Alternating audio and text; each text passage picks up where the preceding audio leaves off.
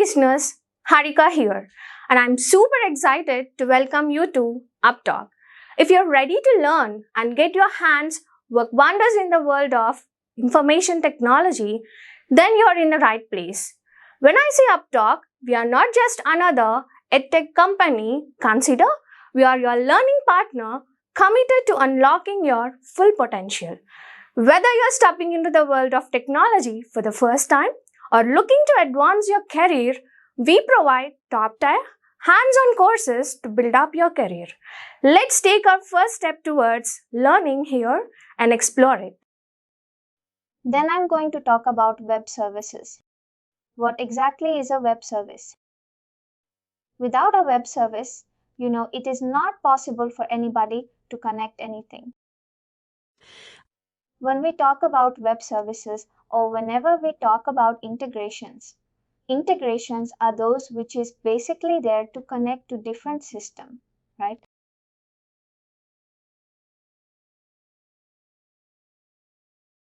It is basically the connection from point A to point B.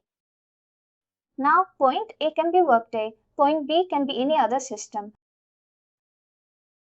If you have to connect two different systems, you need a path in between that, right? Just imagine, I'm trying to explain in a very layman terminology that there is no issues understanding the bigger picture. Imagine that you are passing by a river. A river has two banks, right? A bank A and bank B, and in between the river flows. If you have to put A to B, what do? There must be a way to cross it. How would you? What do you think? Bridge, bridge, bridge, and anything else. Let's suppose there is no bridge, then platform. Platform is also a bridge, only right. You have boat. One should swim and go, right? Swimming may be difficult. Not everybody can do right. But it could be a boat service. It could be a bridge that will help you to cross from A to B, point A to point B, or wherever you are going. Guys, that bridge that is being built right, that is built with the help of web services. Whenever the path is created, this path requires web services, and web services is the backbone of it.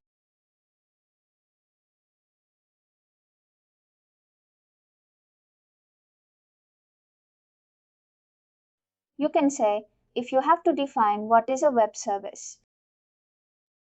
Web service is an entity which helps you to build a connection between two endpoints.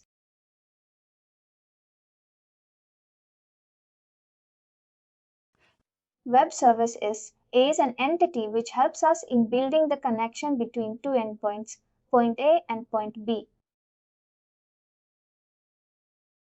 Now, once that connection is established, right? Once the connection is established, let's assume that means my bridge is built.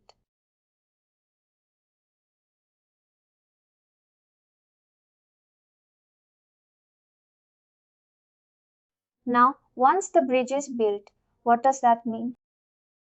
The integration can remain there forever, right?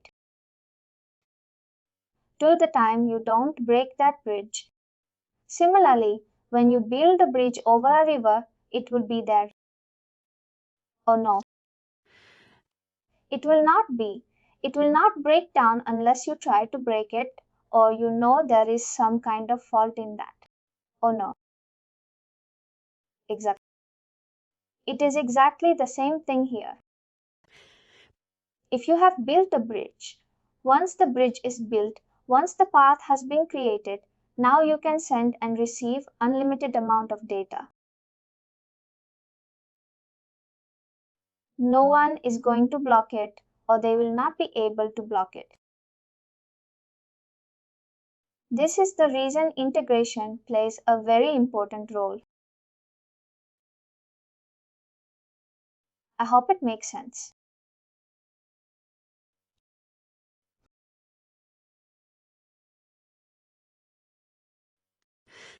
Now we have understood what is web services, but we have just understood it in a layman terminology. If I have to technically say that anything which is helping us to build the connection between two endpoints is a web service that also helps us in sending and receiving the data.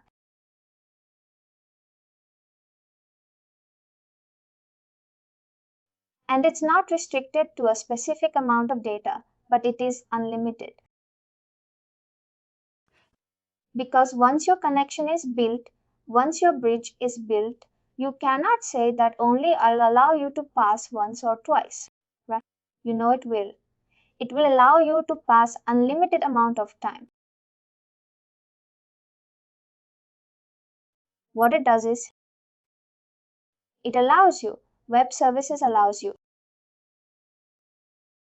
to basically put the endpoint. Put the endpoint means where exactly is the destination where you want to send the data. If that destination is put in the web services, then it will reach to that place by reaching there. Do you think it is enough for you to start transferring the data?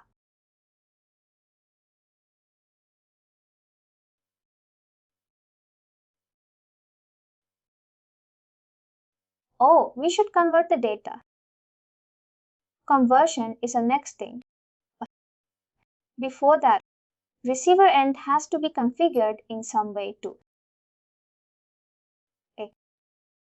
The receiver should know the data will come from somewhere. What is that somewhere? Some other system.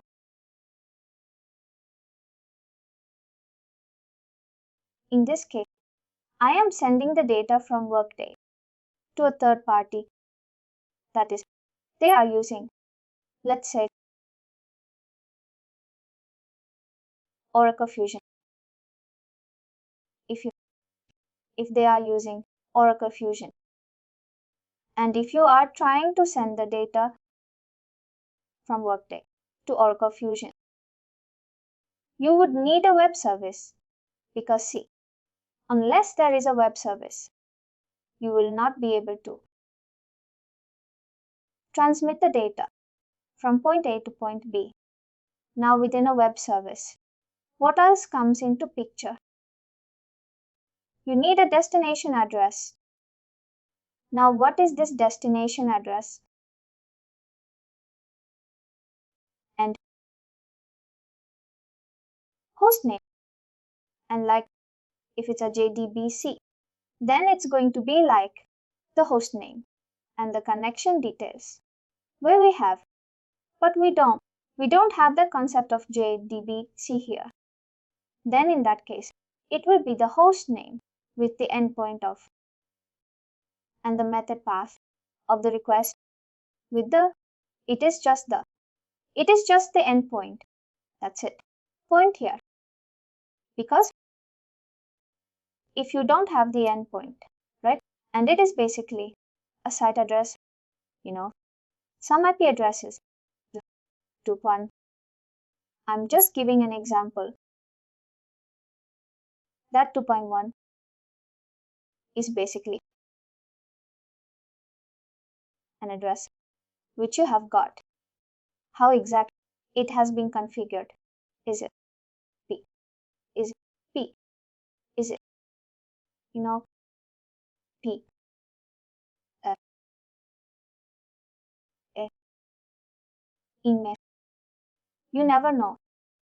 From where you can send the data, you can send through multiple ways. Workday provides you multiple ways of sending the data that we will see when we actually go ahead and configure the integrations. There, I will show it to you. if you are sending the data, first you need the endpoint. Second thing is your identity. What does this identity mean? Basic authentication credentials or something. Actually, your authentication process.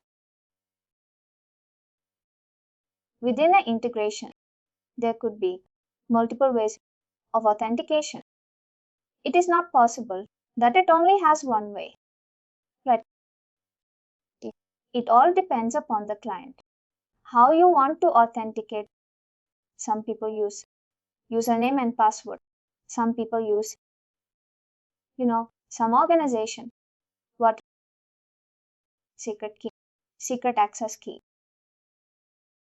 security access token, right? Anything which you are using. It does not matter. What matters is, do you have the information which is correct and in front of you, right? If you don't have that. The other thing is, why I'm saying useless? Because even if you have the integration built, your authentication is not going to be successful. And if the authentication is not successful, then the data will never flow. It will reach to that level and it will give me an error. Because let's say I'm sending the data to you, right, from my side. It will leave Workday. With the help of web services, it will reach to that. It will reach its destination. Destination's firewall would not allow this system to chip in or get in. Right. I hope you are able to understand what I'm saying.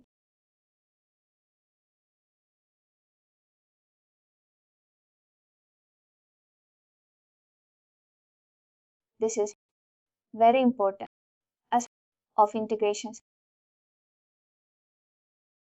I hope it is clear to all of you. Web services. Then comes the next part, which is Workday Web Services. When we talk about web services, right, in Workday, there are multiple ways in which you can access your web service. It is just the basic thing. Not everybody knows about it. When you talk about,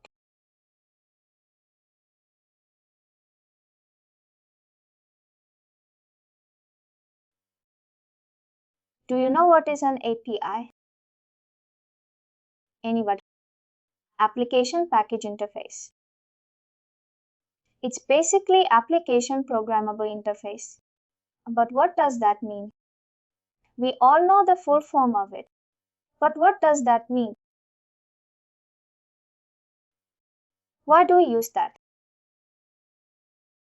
And why it is important? What is an API? Application. By using, you can perform OS related method like get put, delete.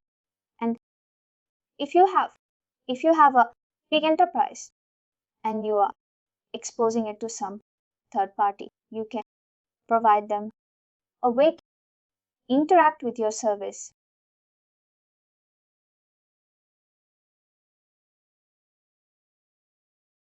Anybody else wants to try?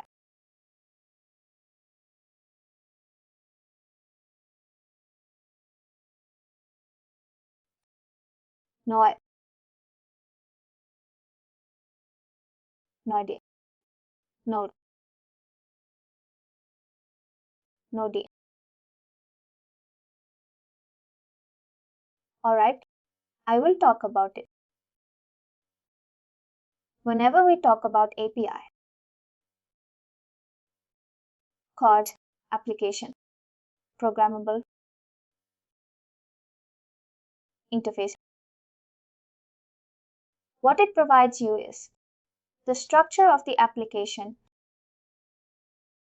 Structure. What do you understand by the structure?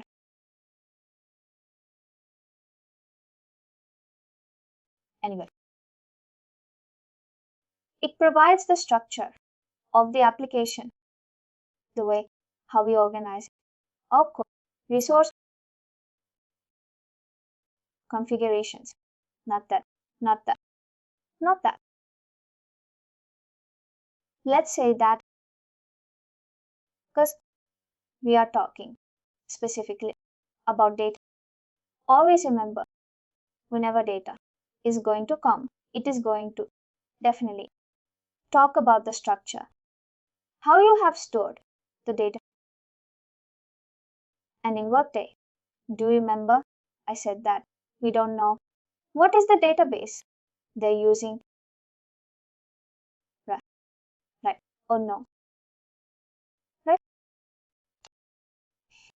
Workday is using a database, although it's hidden from us, but it is still using it. To access that, to understand that, we have a concept of business object. What does this business object do? Business object is just like a table. What components do you have in a table of a database? What do you think? Basically, columns and rows. Rows will have the data, but columns will have column name. Right. Then it will also have a column name. Then you have the data types that each column will contain what kind of information. If I have put date of birth and the data type date, you can type there September, comma, right? You can't do that. Am I correct? Some specified format. If it is, you have to put that. From the drop down, you have to select the value, right? That is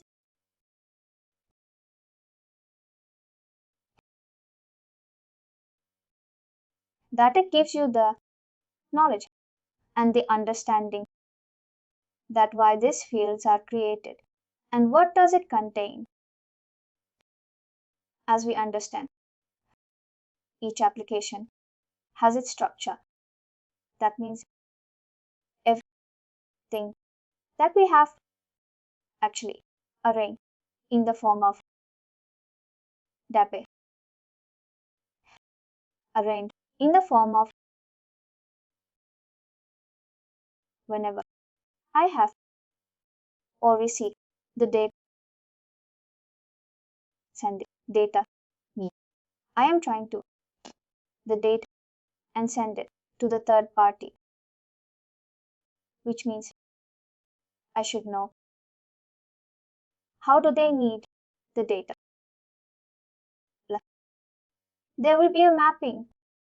Do you understand what is mapping?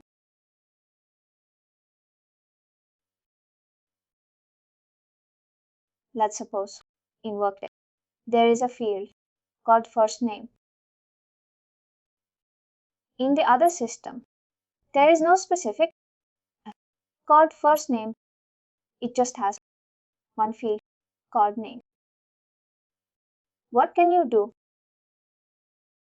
The name might be having first name, last. What we can do? We can split it. Provide it to the first array of 0. We can provide it to the first name and name goes to the other fields if they are expecting us. In Workday, how will you do? You can't write code here. Actually, by using calculated fields, we can combine for second.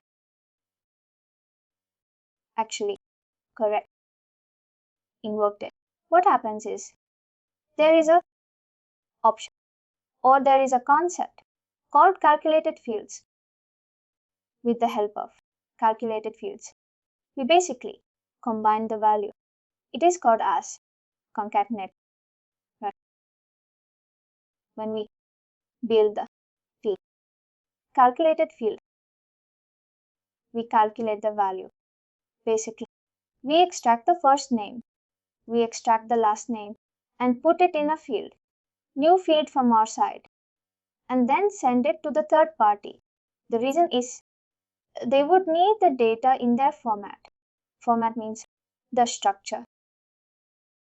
You cannot put your own structure and you cannot push your own structure to everybody. Right?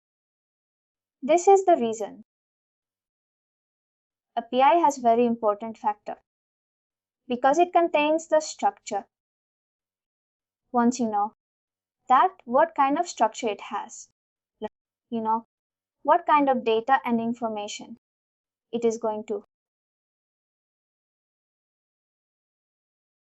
receive. The mapping of the fields are not done properly. Then and there, you will start getting error. Even if you have authentication, connections are not getting blocked. You will start getting the error that the data is mismatched with the fields. Because if data is not in that same format or the PI is not correctly used, then your data insertion, because you are extracting the data and sending it to a third party, it is not going to work at all. Right. I hope it is clear to everybody now. Similarly, this work, sending the data from Workday to a third party. But when you send the data from a third party and the data is now coming into Workday, and the third party should know how the structure of Workday, and that structure is basically provided by the TI will tell you what are the different fields, what are the different data types, whether it is required field or not required field. If you have that information, then according to that, you will fill that value and send that data to the Workday system. Now, once your data is there, it will validate whether the data that has come in, is it correct or not. If it is correct, then only it will go ahead and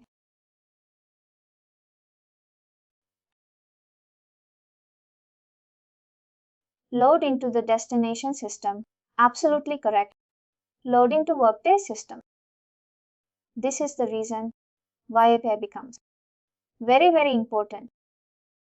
You may have heard about AP.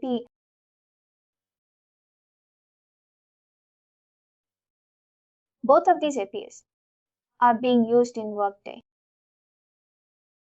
We will see that in detail when we get into the Workday Web Services. Web Services, we have understood. We were specifically talking about Workday Web Services. Within Workday, everything that you are able to perform, any kind of integrations, use it.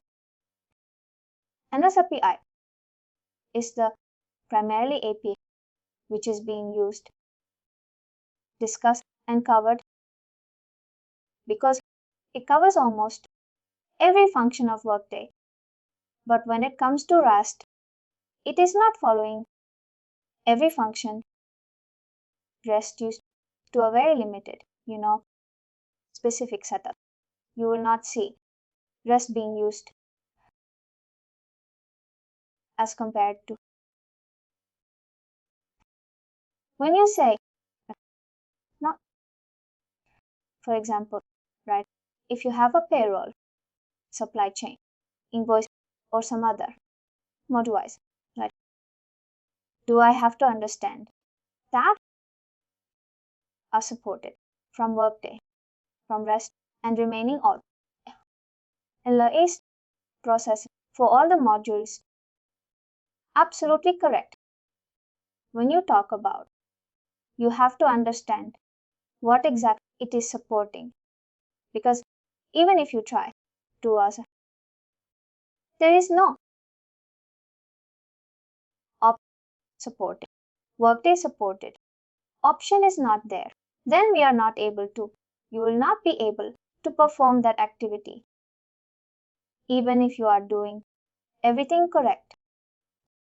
But still, it will not get the data right. The question, what I am getting is, Workday is providing standard Workday Web Service. And we have like where we discuss the web services, correct? Workday Web Service doesn't have an option for Workday. Like we can use OIP for web services and still go ahead with processing them. Like, yes, you can. Yes, you can. Another thing is, it's not that. Workday does not provide REST service. They provide it with a very limited operations. Not every operation you can perform through RAST. That is what I am trying to say. It does provide to develop the web service from the scratch. To, if it's not, give, right? Then we have to use it. And again, that is something can only do if you are trained on doing it. Not everybody can do that. Alright, we talked about Workday Web Services.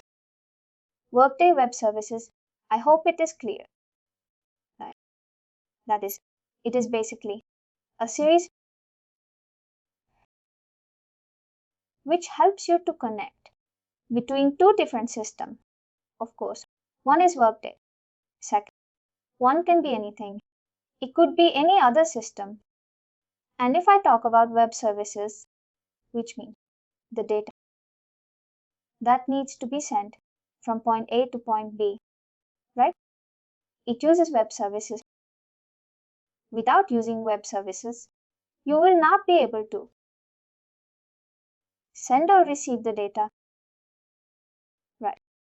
I hope it's clear to everybody. We are doing two kinds, Workday integration and Workday Web Services. If Workday is giving all the web services for base, for example, and right, whatever, like one kind of way, process the records, right? Why would we even want to develop an integration job or anything? Because we already have all the APIs endpoints that Workday is giving for every module. Right? See, that's the reason I said there are different type of integrations. That is the next part, Workday integration systems. That is what I'm going to talk now. No problem. What your question is a valid question. But before I go there, anybody has any other question? Basically, a PI carries the structure of the destination, not destination. It carries the structure of which you are possessing. Source is processing whatever your information is. You only would know it, right? If you want others to know it, you want them to, you will show them. This is what I have. This is what that much. How much data is stored, right? If a third party wants to access your information, they will seek permission from you. Permission is given, where that means authentication is done. But if they don't know the structure, how will they get the data? Perfect. Right. That is what API does. API gives you the structure along with the data, and then only you are able to transport it. When we talk about Workday integration system, right, there are 6 types of integrations that Workday has. We talk about, right, EAB is the first kind of integrations that we have. EAB stands Enterprise Interface Builder. To BOB, you should know reporting, because if you don't know reports, then you will not be able to build, because in advanced report with web services are used as a data source. You can use the same report to extract the data and send it to a third party. It becomes very easy. Right. Then you have inbound EB. Inbound is basically helping you to send the data into Workday. Once the data is inserted into Workday, that means it's an inbound integration. For that, you need web services. I would talk about that when we get into that area. These are 2 out inbound. Then comes core connector. Let me just give you an idea. What kind of integrations? How much weight?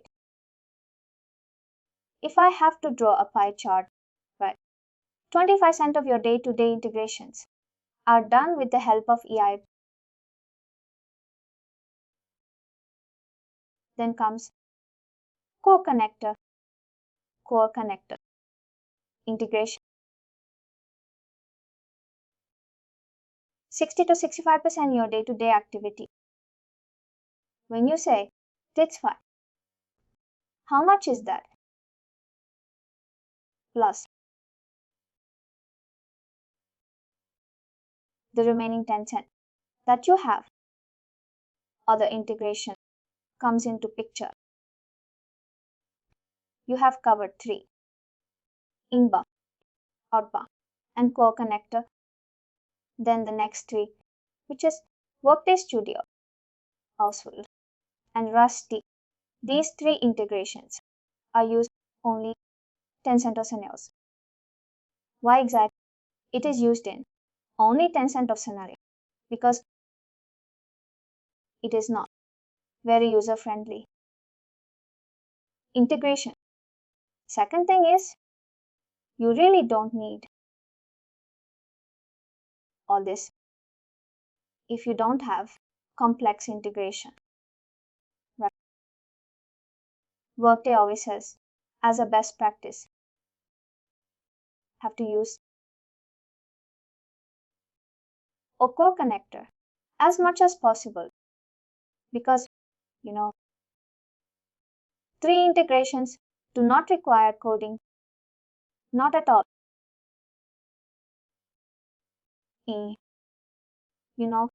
Of the core connector, out, the output is always in.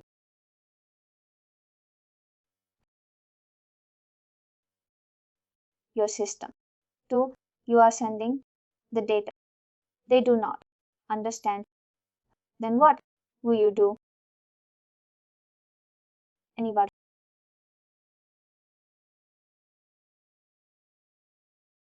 We have to transform it. We have to some middleware or something. We have to transform it. We have to convert the data from a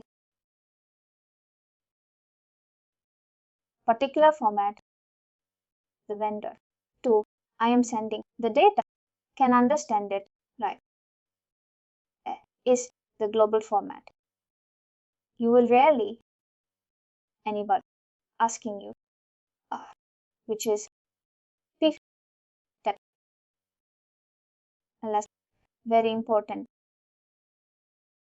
Otherwise, they will use and work with and only RaaS. I mean, a lot of people are using. They might ask for some kind. That is true. But again, as I stated, right, it is very less. If you compare it, it is very less. In our curriculum, what exactly are we going to study? We are going to study inbound, outbound, and core connector. We are not going into any like REST or so. These are the things that you have. Course content.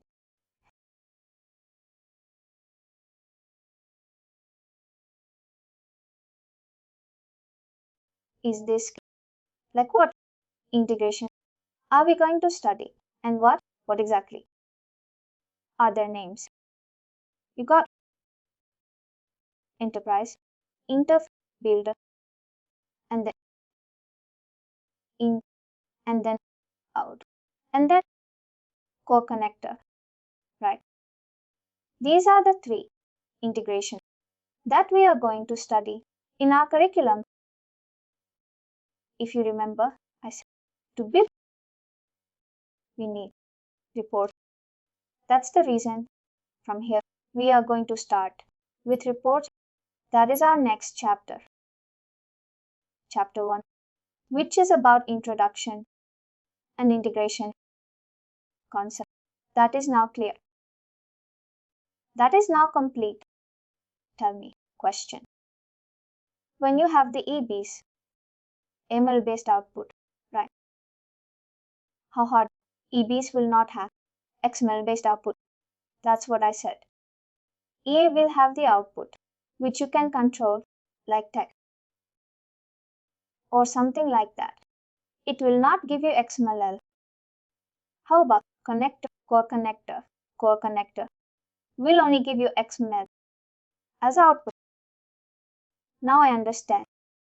But as I stated, if you want to convert it, if you want to transform it, there is a language. Kasarda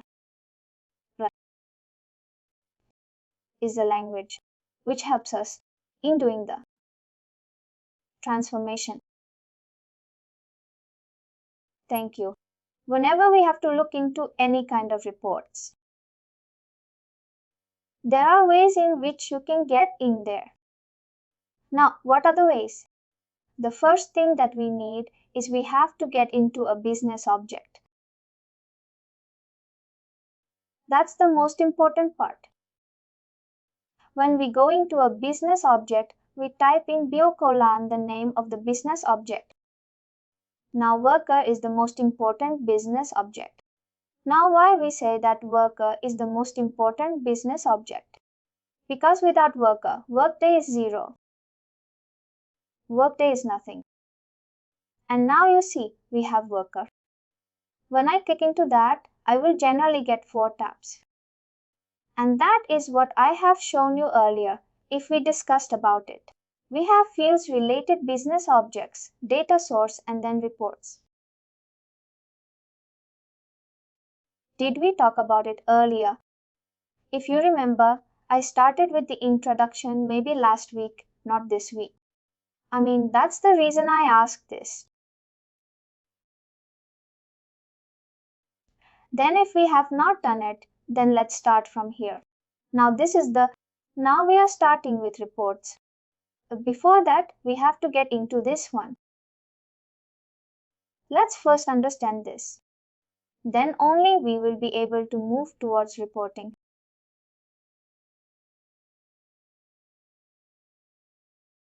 What is a business object? Business object is just like a table. I'm sure everybody you know what is a table in a database. Is there anybody who does not know it?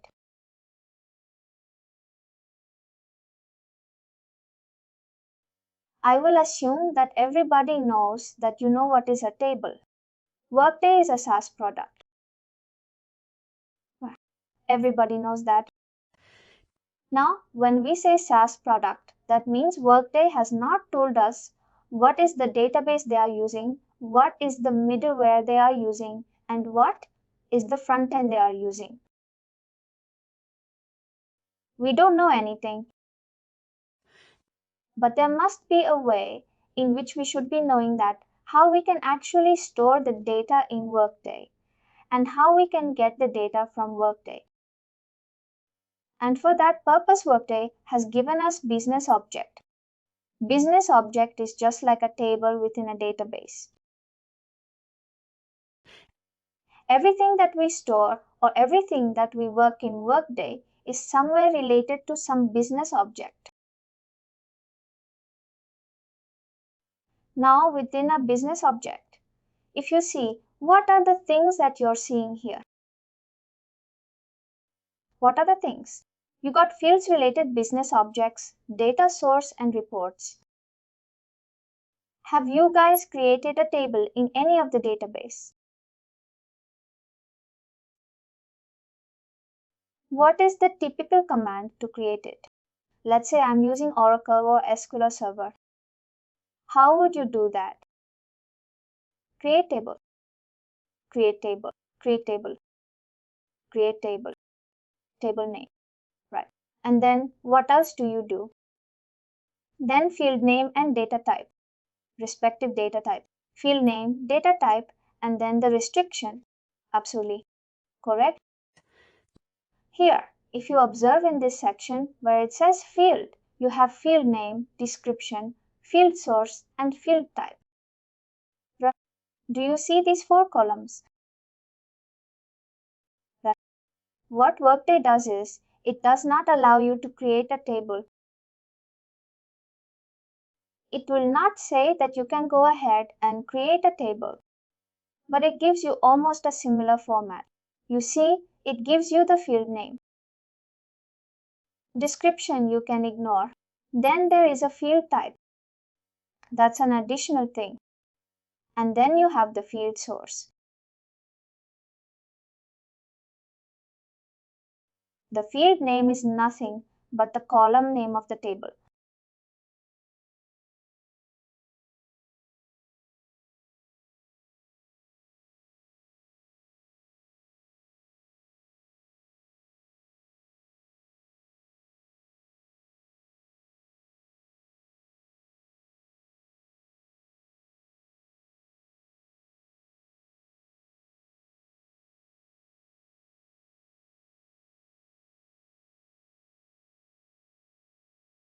There are 2 things.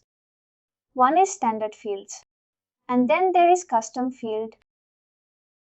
Standard fields are those fields which is Workday delivered. Custom fields are those fields which are basically calculated. Now why we say calculated field as a custom field?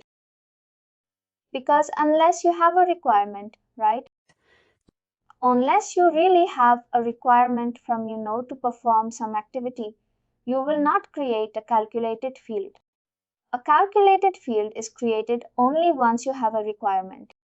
Otherwise, you will not use it or you will not create it.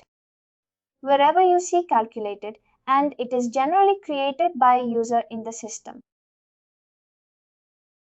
Here you see you have got Workday delivered and calculated. These are the 2 types of field source. And then comes the final thing, which is called field type. Now what is this field type? A field type is basically your data type. There are 8 types of field types in Workday. First is numeric. Now we all know what is numeric, right? It's number. And as you see in Oracle, right, you have long double integer. All those things are not there in Workday. It is simple. And it has as many values you want. There is no restriction. 3. No. Then comes which is text. We all know what is text, right? It is just like a string. If I have to compare it with Oracle, or basically in Oracle it is not string, it is char. What shall we use? Right. And then you got numeric text. Then you have got date. Date is just like a calendar date. Like you put your date of birth. If you have to put something like, 1st of February 1975, you don't have to write that. You have to select from the drop down. This is my year, this is my month, and this is my date, right? If you do that, that's how you're using a date. Then you have date and time. Now, date. We have understood that it will give you the exact date, and along with date, time comes into picture. Now, where exactly this kind of fields are used? These kinds of fields are used in a specific, requirement. Maybe,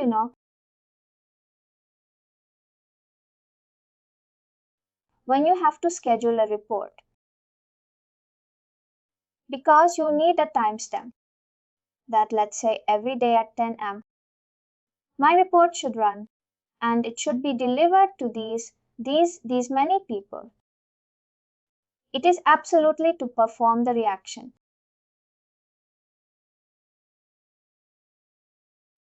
If you have such kind of fields, which is date and time, up till now we discussed numeric text, date and time. Any questions on any of them?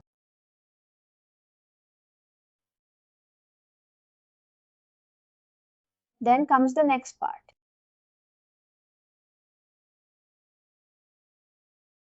which is any. You can think of it. It may be wrong. You can still think of it. Boolean.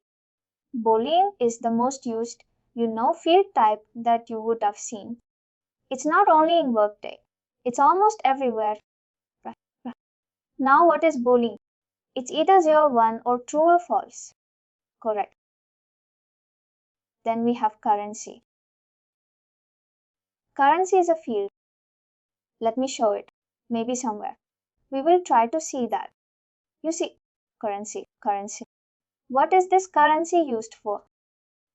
Currency specifies, the value of the country where you are working. Let's say I am setting up a company. Now, when I am setting a company, let's say I am setting up in India. What should be my currency in which I am doing the business? I know, Indian National Rupees. But let's say I am a global company and my organizations are across the globe. Then, and I am saying that I am using a global currency, I am not using R, then what will happen? I will be using anybody. I will be using.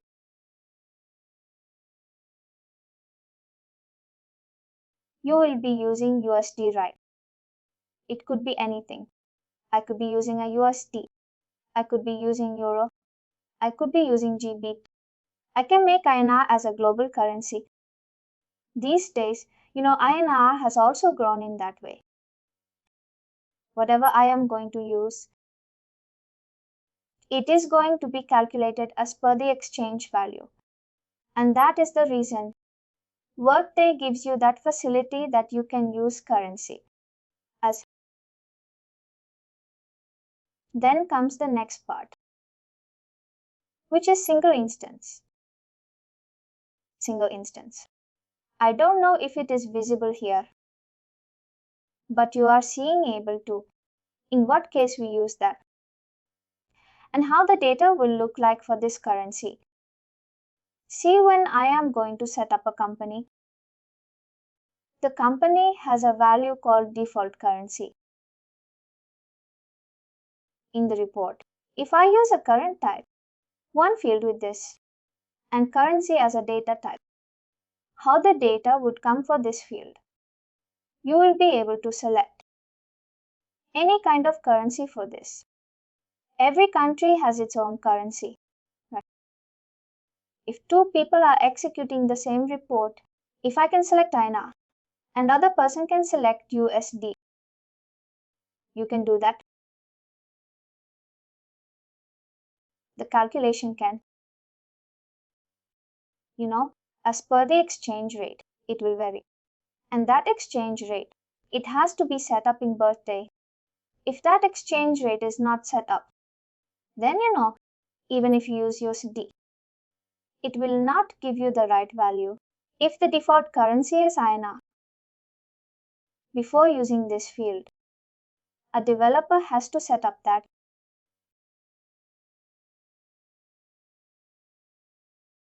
Got it. Alright. Now I am going to talk about two more fields or field data type that you have in Workday, which is single instance and multi-instance. Now single instance is just like drop down. You may have seen when you try to fill a form, right? And in that, let's say, you are putting an address. Now, when you select the list, when you go in field called country, you click on that. What happens? You get a list of countries. Or no? And in that list, I am going to select one you correct, right? Because I will have an address which is at one location and that is should be in one country. That is basically called a single instance. But out of that list, I am selecting only one value. That is the reason you have single instance. Right? Does that make sense?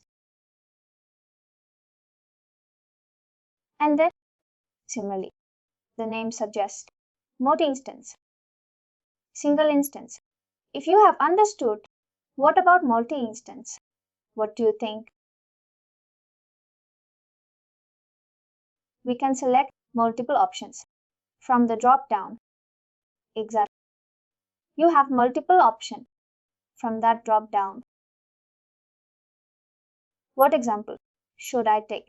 Let's say I am setting up my profile on a job portal and the job portal asks select for cities where you want to apply for job or where you want to search for the jobs. And in that list, there are 100 cities. Out of that 100, I am selecting. Now what is that? It is a multi-select or multi-instance data type. Does that make sense to all of you? This is about the fields, guys. We cannot forget it. And that's you. If you see, it's very similar or exactly the same as a table. When you create a table, you have to have a field name, the data type, and the restriction, right? Whatever the restriction is in Workday, there is no as such any restriction. That's the reason there is nothing mentioned here. Then comes the related business object. I hope I can move forward. You have understood all these things. Can we create a business object or we have to use? We can create only fields on an existing business objects.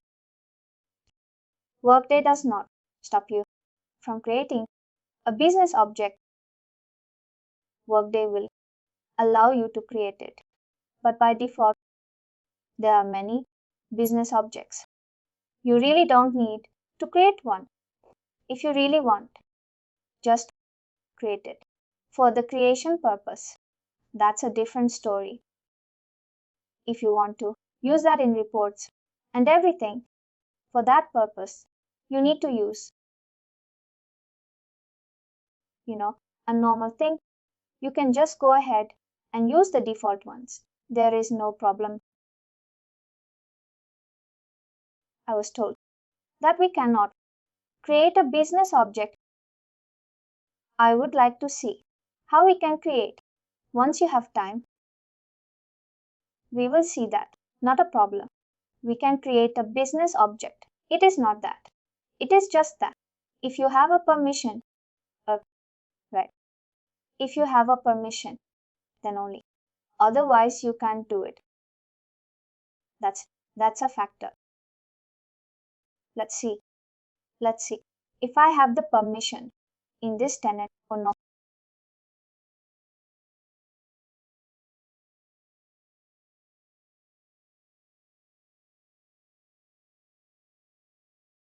I don't have the permission. Otherwise, I would have gone ahead and created it. Or I would have at least helped you create it. You can. If you want, what you can do, if you don't have the permission, you can raise a ticket with Workday support and tell them that I need this kind of a custom business object. I need this kind of fields. They will help you do that. The tenant access, which we will be getting as part of this training, they should provide us with a right for the practice. Full access is there. It's not that it is not there, but there will be certain restrictions because nobody would want anybody to make any changes somewhere. Right. Full access definitely will be there. Changing the fundamental or the basic parts would not be allowed by anybody.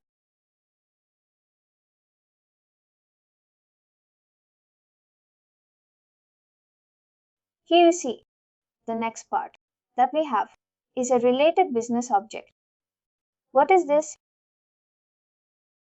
They are, right, business object is a table.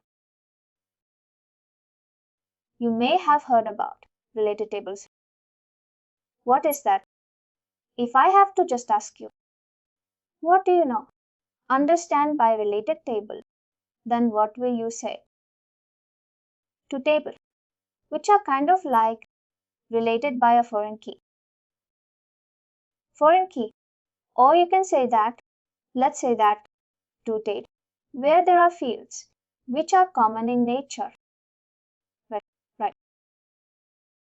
That is how the related business objects. They are different number of fields which are common between two business objects. When you have two business objects where fields are common, those are called as related business objects. Here you see, what is this? Business object and then number of links. What is this business object? Work, correct?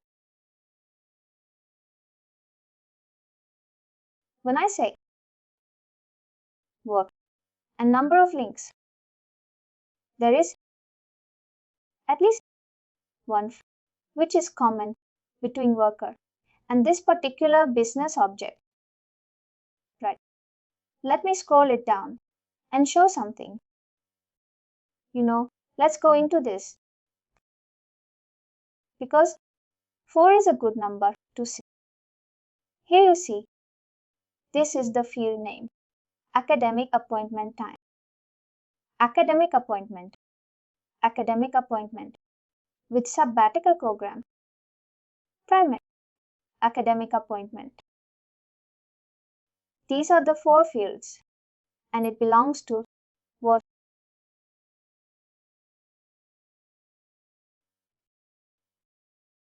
The ownership of these 4 fields. But these 4 fields are also being used academic appointment. business object. In this case, the academic appointment has become related business object. There is a field which I own it. There is a field which I own it. Let's say a patch of land which I own it. And if someone asks me, can you give that or share with me that I cultivate something and I can give it to you as well and keep it for myself as for example, if you have worker and some other table where both objects have one field like a worker, right? We can try to use that kind of and extract the other fields which are related to or specific the other. Take, is it right? That is correct. Is right there. Let's say I want to get the company of that when we are creating the all active and terminated. For that, I want to have a company for it. Now, since we have a big list, can we filter directly company by somehow? And can we see it? We will go into the reports. Then we will see it. Right? It is just that I am trying to help you. That how exactly we can do that. Thank you. This is my related business object. We have understood that when we have fields in common, right? Whoever is the owner of the field will be on the left side. That's what you saw earlier, right? That you have the worker. That was on the left side. Let me show it to you. Once again. Worker. This is a field name. And then this is a related business object. Now one more thing is, whatever or whichever business object is owning the field is also called as primary business object. Always remember. It will not be mentioned anywhere here. But when you create a report, then you will see it. We always should remember that it's a primary business object. Primary business object has multiple advantages that we go into a report. Then we will see. You will be able to remember what is primary business object. What is a related business object? Then comes the next part. Now it is something where you have links to. Now links basically tells you that the field of primary business object is being used by other business object. Primary business object can also use the field of other business object or no. If worker field is being used by other business object, why can't worker use the field of other business objects? We can also use it, right? In this case, it says links from. When you scroll it down, let's see this one. Here you see there are two fields, issue and request. Now it belongs to which business object? Abstract business asset, and asset share. Right, this is my primary business object here. But this is being used by worker here is related business object. Do you see the difference now? Whoever is owning it, that is your primary business object. Whoever is using it is your related business object. Does that make sense? That is the importance of related business object. We will see that importance when we go and build reports, because you will be able to understand how I am able to use multiple business objects in one business, one data. That you can build different type of reports. Then comes the next option, which is the most important part of any business object, which is called as data source. Why it is the most important part? It is a most important part, or it is very much, relevant, because if we don't, the data source, we will not be able to build reports. That's very important part to build the reports in Workday. You need that data source. You don't need to remember the name of the business object. You don't need to remember anything. But what you need to remember is the name of the data. See, initially, it is not possible. Initially, it is not possible for you just remember the name of the data source, because every time you have to build something, you will have to get into the business object, get into the data source, understand which data source is required for me, and then choose that to build the report. Does that make sense? Why exactly do we use data source? What is the utilization, or what is the advantage of using data source? When I say Workday is following is using the technology of cloud computing, right? We have understood Workday follows. There are certain limitations of cloud computing that also we should know. Multiple advantages are there, but there are certain limitations. Well, what is that limitation? The limitation is I will be able to have you. Do you have idea in a database what is view? The view is like if you want to extract selected fields from multiple tables and create one view on top of it. For example, if you have like 2 or 3 tables and create a view, that's where you can map them, all the fields that are required, and make it into one view rather than like creating one more table. Database? Absolute. How it works is when we talk about data sources, right? Data source actually helps you getting the information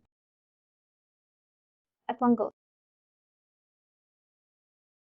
If you see, there are multiple fields, right? There are 6,000 plus fields.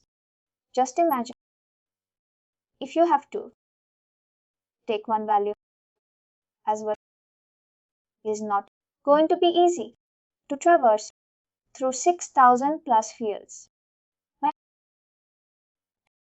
Workday does is Workday gives you an option that how you can reduce the data. If I have to look into, here it says active and terminated work of IRS reporting. This gives you detail. Only for RaaS, it gives you data. Active and terminated work, retired employees are not there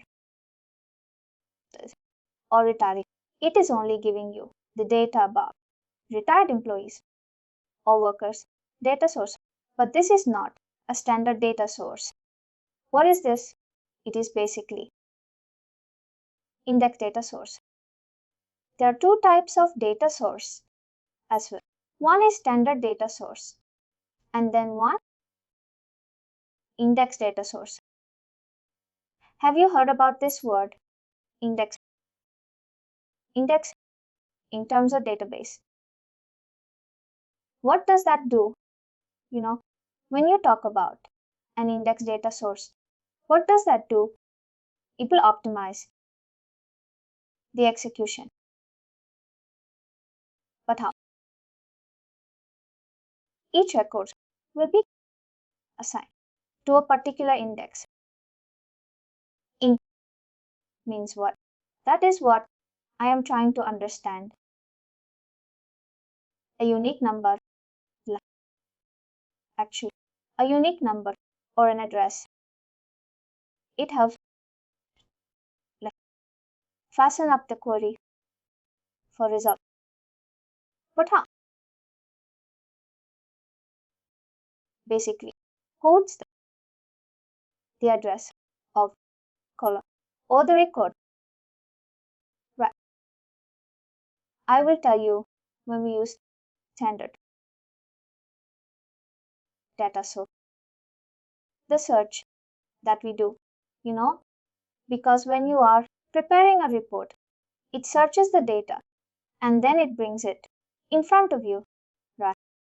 It will search the data based on the condition that you have put in the report. And based on that, it will create a report and send it on display in front of you. Right? Everybody agrees to that. What happens here is when they are trying to search the data, if you are using a standard data source, the search will be linear. Basically means that it will start and it will go till that place where it is finding the data. If that is a scenario, then just imagine if I am using a normal standard data. I have huge number of records. It is in millions and billion. What will happen? My report will keep on running, right? And it will keep on running till a very long time. In fact, it might time out also. Because if you remember, it is on cloud. You have a limit for everything. You cannot do anything of your choice. Right? Do you guys remember? Or you don't.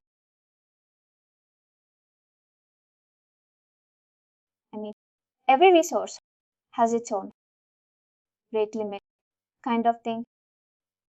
Time, the rate limit. How exactly it works.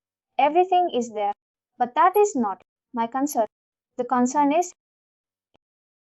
if I am using a standard data source, that fetching of data may be delayed. There is a huge amount of record. If there is no huge amount of record, I can still use standard data source. There is no problem. To make it more simple, I will try to make it more simple and help you understand. Let's take an example of a book. I have a 1,000-page book. I have a book where it has 1,000 pages. And let's say I am trying to search for one word. How will you do that? We have to read page by page. You have to read page by page. Go to the index. Go to the index. Will give you what? It's like the alphabetical order. It gives which topic is in which page, right? But does it give you the word? It gives, it doesn't give the word, but it gives the topic.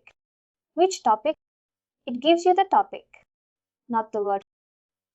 If you see, generally, if it's a course book, at the back of the page, there is a glossary, right?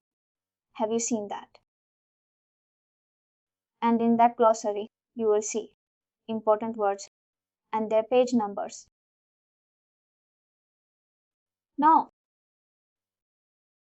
that is what is or indexing, not the index that you see in the book, right? In that, at the end of the book, you have like 3-4 pages or, pages where it is actually giving you the important word and their page numbers. You can find this word in that particular page number. This one word is in particular page numbers. Live, wherever you can find. What will happen? Those glossary is available in my book. I'll go to that. I'll find that page number where the word is located, and then I'll directly search that. Just imagine if that glossary is not there, then what will happen? I will have to start from page number 1 and continue till the time I have to. I haven't got that. And I said it. What did I say? That it is a 1,000-page book. If I have to start it, I have to start it again from page number 1. And let's say that page, that value is in page number.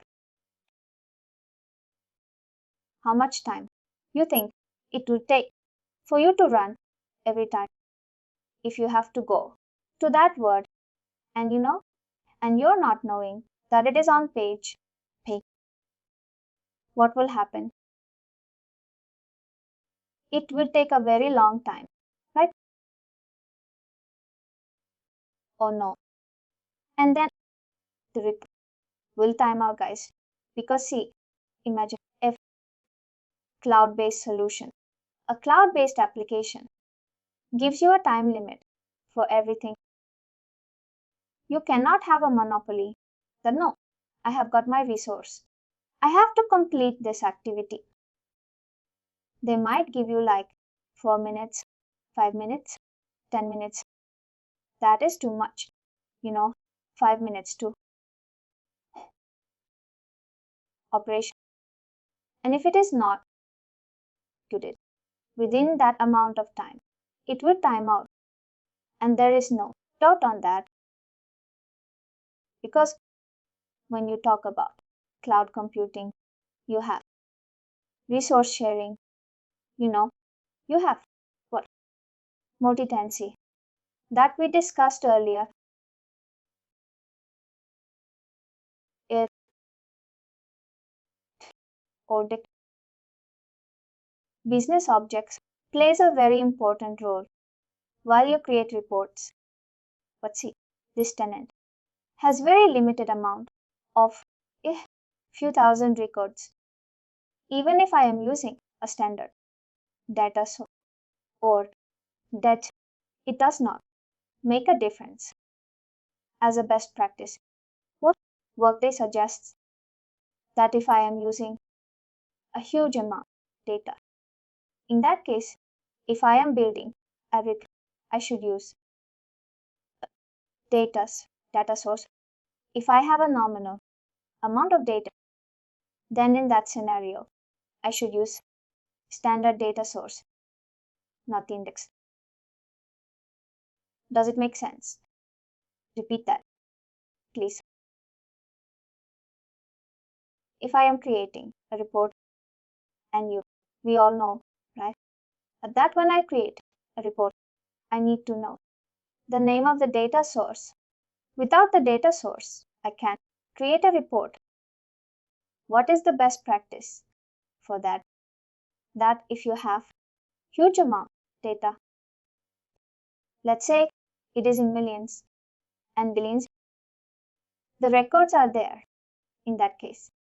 If you are trying to extract something, if I am trying to extract something, the data will be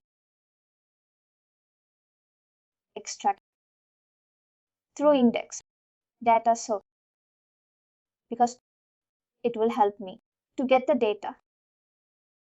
But if you have normal number of records, which is in thousands, not even lakh, in that scenario, Workday suggests not to use index data source. They suggest you to use standard data source. That is how the best practices of Workday evolve. Same task. Do we have involved one index and one? It is not like that. If you have index data source, it will be like this. All workers, which is index. But if I just try to look for this, all work, see this, it standard. Does it make sense? Do we have in both categories? That's what I'm trying to tell you. We don't have the same data source in both the categories. I'm showing you. You see, all workers. This is my standard data source. If I have to look index work, the name will be work index or workers index data source. It will contain the same data, but it is index data source. It is not the same data source. Does it make sense? It answers my question. Actually, I wanted to know this one only. Same set of data can be indexed. That's standard as well. Exactly. But the name will be different. It will not be same. But same set of data. Data will be there. Same set of data is there. I'm sure now you have understood the difference between standard data source and index data source. Right? Is there anybody who has not understood it? For example, for my implementation, right? Can I change data? For example, like Workday is giving me like Word standard. But for my, like, I have like, thousands and millions of records for it. In that case, I can create a data source of copying that and cloning that and making it to index. Is that what? I would not suggest that. Business objects is something which is already there in Workday by default, right? Data source. Data source is also present in, within the business object. Here you see there are fixed. It has not gone to 64. Earlier there was 56.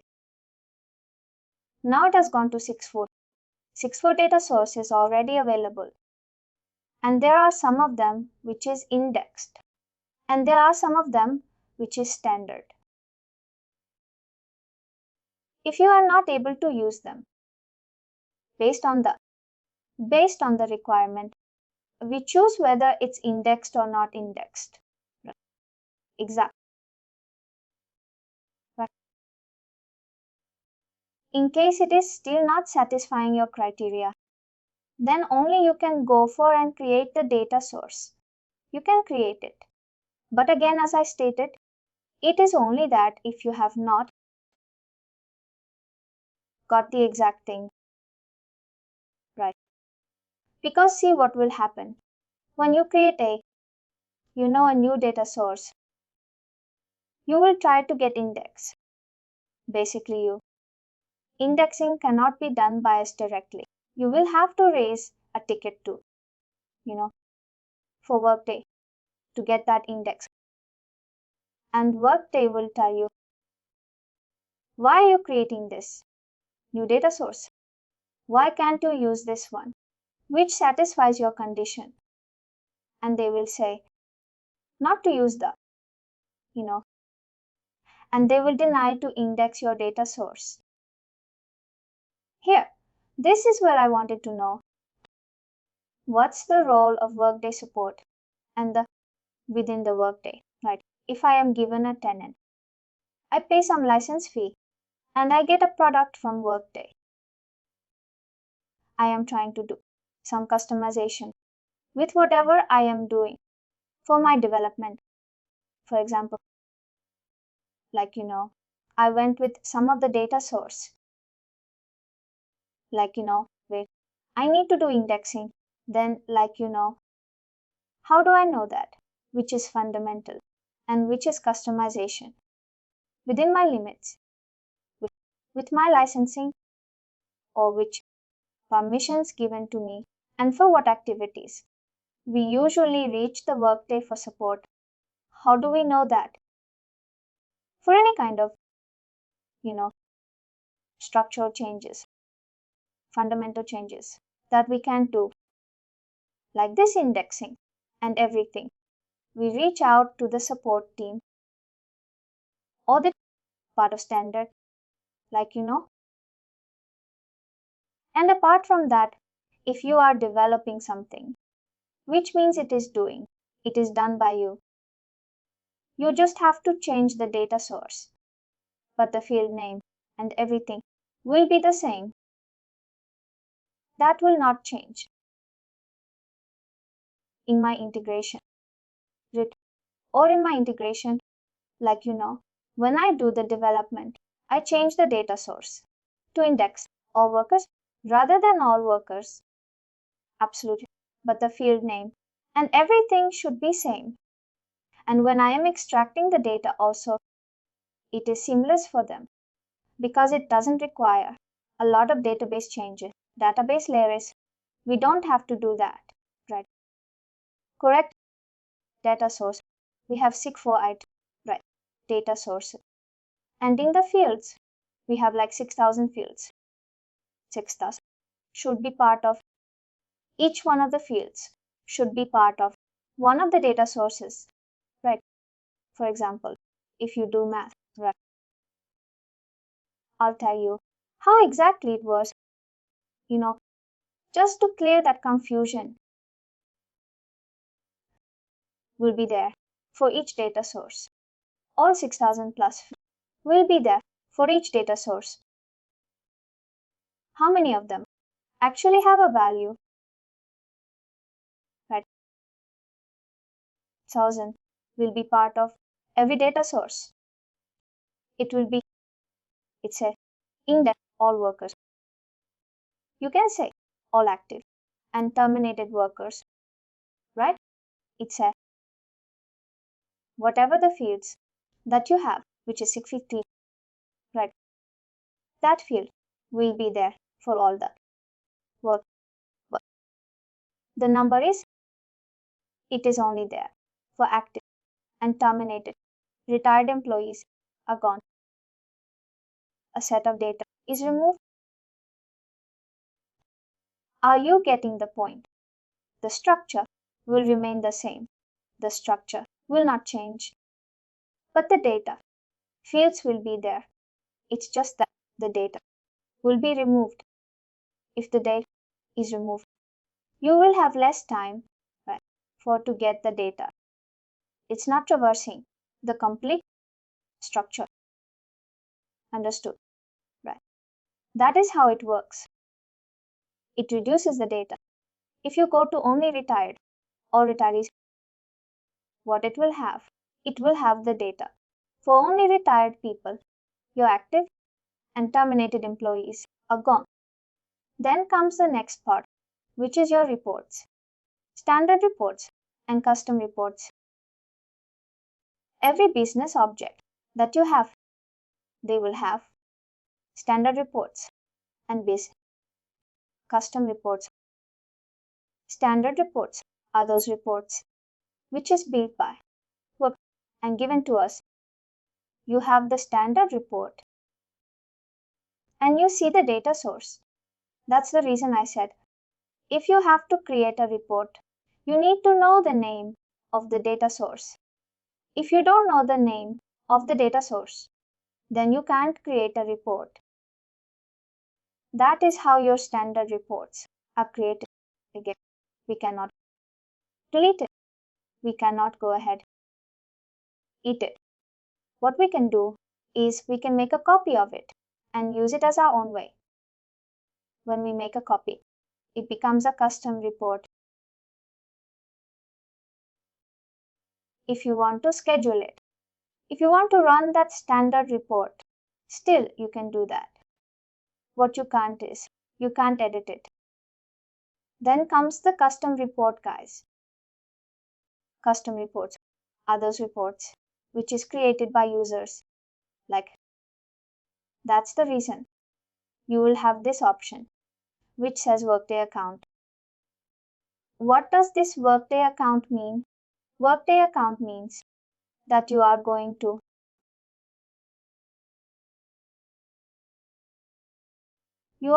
create this. You will have your name here and you have the report and the data source. Today our task is to create at least one report, and that will be a simple report.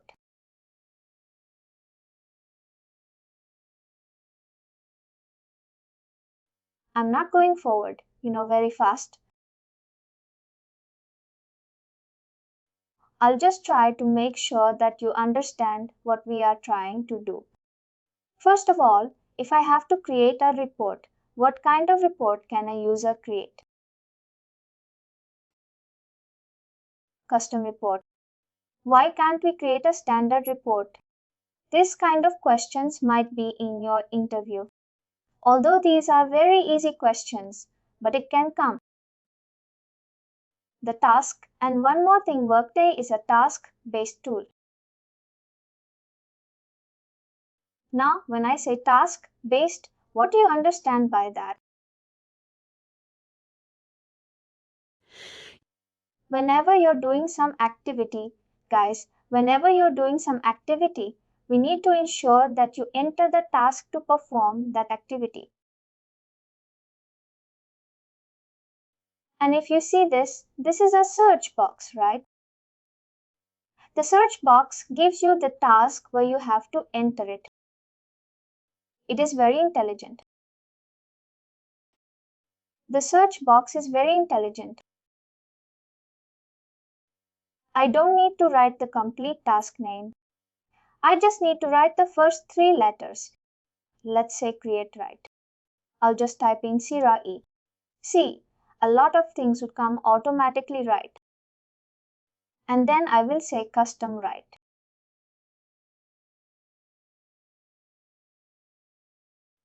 And if I say report now, you see the task is in front of me, right?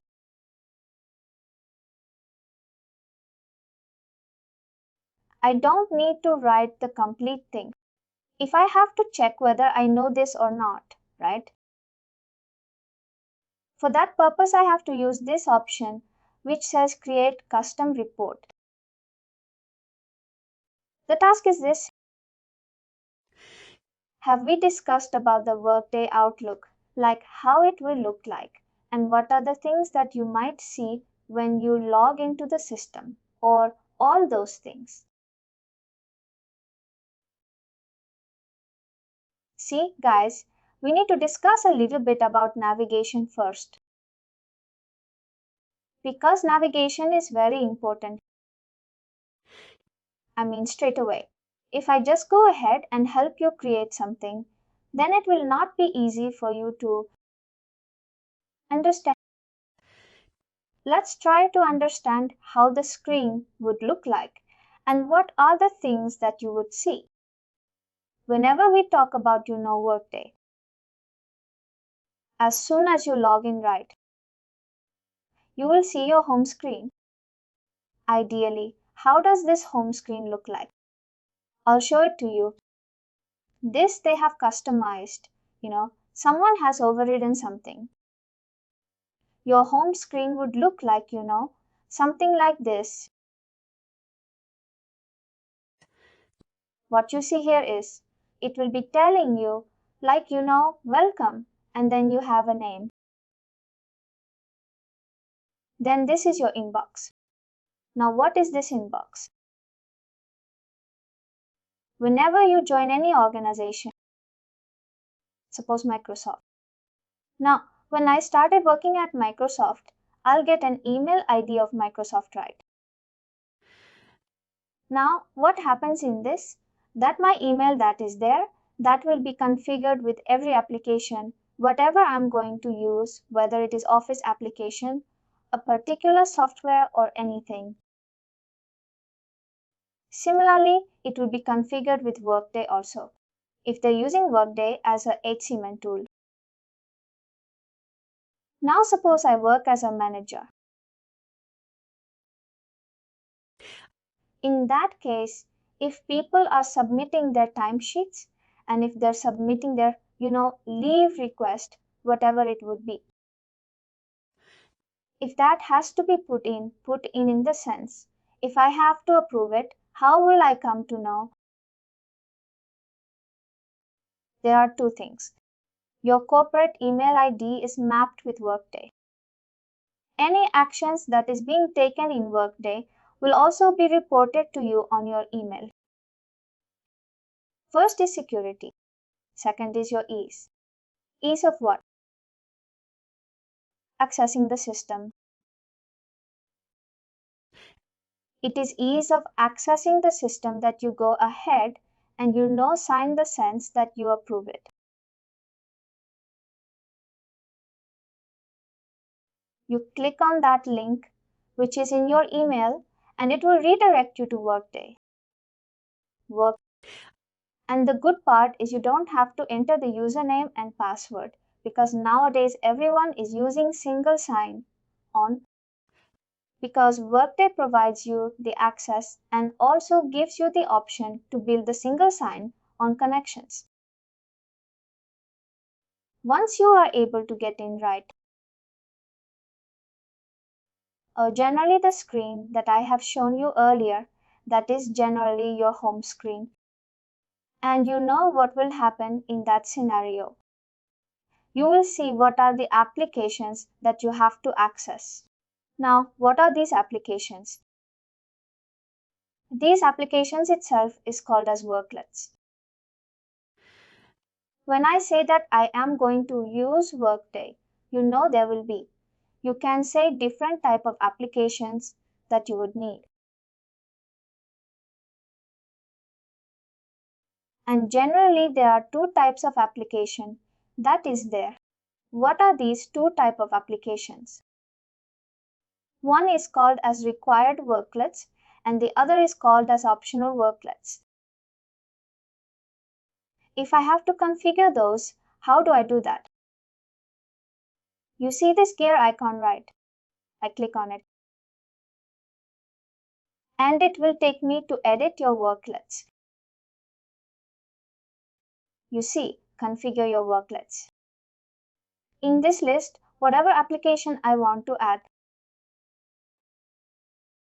Suppose I am doing recruitment and I want to see the recruitment tag or icon in front of me. I would just try to search it. I don't see anything, but I'll just try to look at it. These are the things that can be put in right. Let's say integrations. I put integrations. And then what does it get? Tell me. Oh, mobile application, which is fine. Now I'll go ahead and click on. It indicates that these applications can be changed as per your requirement.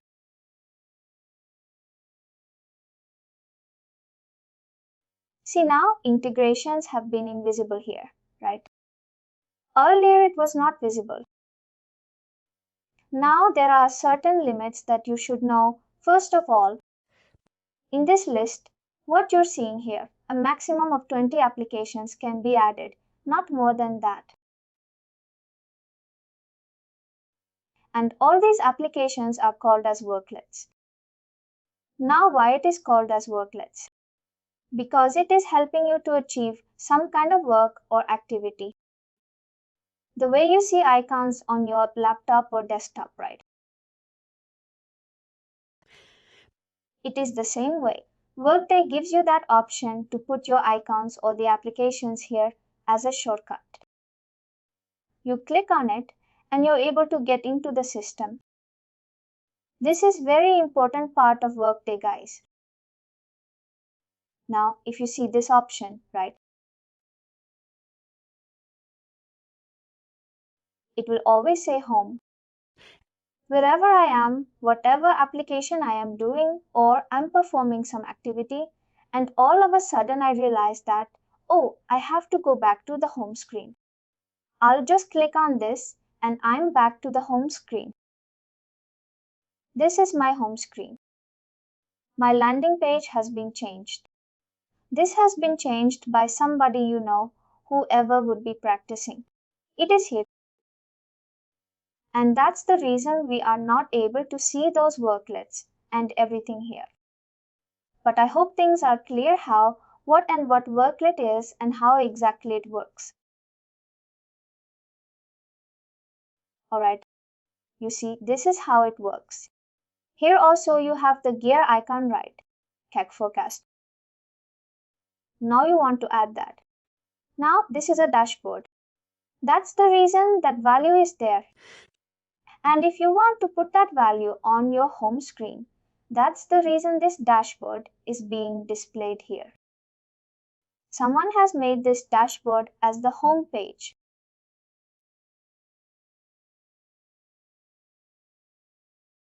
Alright? I hope things are clear to you because I don't want to get too much into functional. Otherwise, it will cause confusion. Let's now get into the technical part. And as I stated, we will try to create a custom report. And when we say we will try to create custom report, we have to perform the task. The task is create custom report.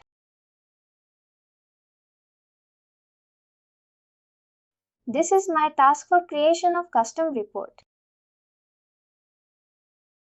Now when you talk about this, right? What do you generally see on your screen? If you see, here there is no place where it actually is asking you for your business object. Right? And that's the reason I said knowing the business object is not as important as knowing the data source. Right? But initially it is not possible for you to just remember the data source. It is definitely not possible. What you have to do is you have to get into the existing system. Once you get into the existing system, then what is going to happen? The existing system will bring out whatever you require.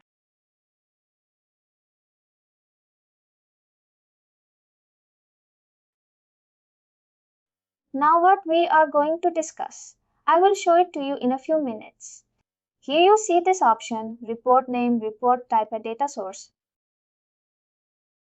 And what do you remember, right? We discussed about optimization, which is your index and standard data source. I hope everybody remembers it. That's the reason you have that checkbox. It says optimize for performance. Now, if I check that box, it only will show me the index data source. But if I have to use the standard data source as well, what I have to do? I have to remove it. Let's try to do it. And guys, this is a practice tenant. What I'll do is I'll try to put a code on everything. I'm putting a code like ODI1. Why I'm putting that? Because I'm putting it like Workday integration underscore. I'll say simply, this is my simple report that I'm going to build. Now report details. There are multiple type of reports that you have in Workday. Simple, advanced, composite, matrix. I'm using just a simple one right now. When I have the simple one and I'm going to choose a data source. We all have seen worker, right? Worker is the most used business object that you have. And then this is the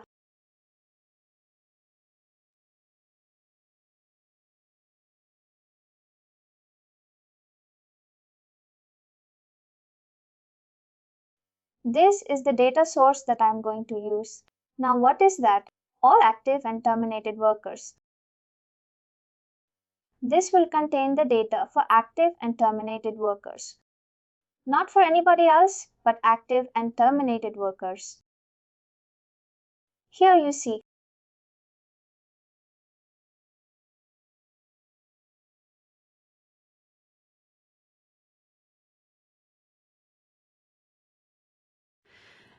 Now the next screen, which I am going to show you, which is basically going to be called as report writer screen. If I go ahead and click on, this is the place where it will show me how a report is created basically. What you're seeing here is the screen where it gives you the report. Writer.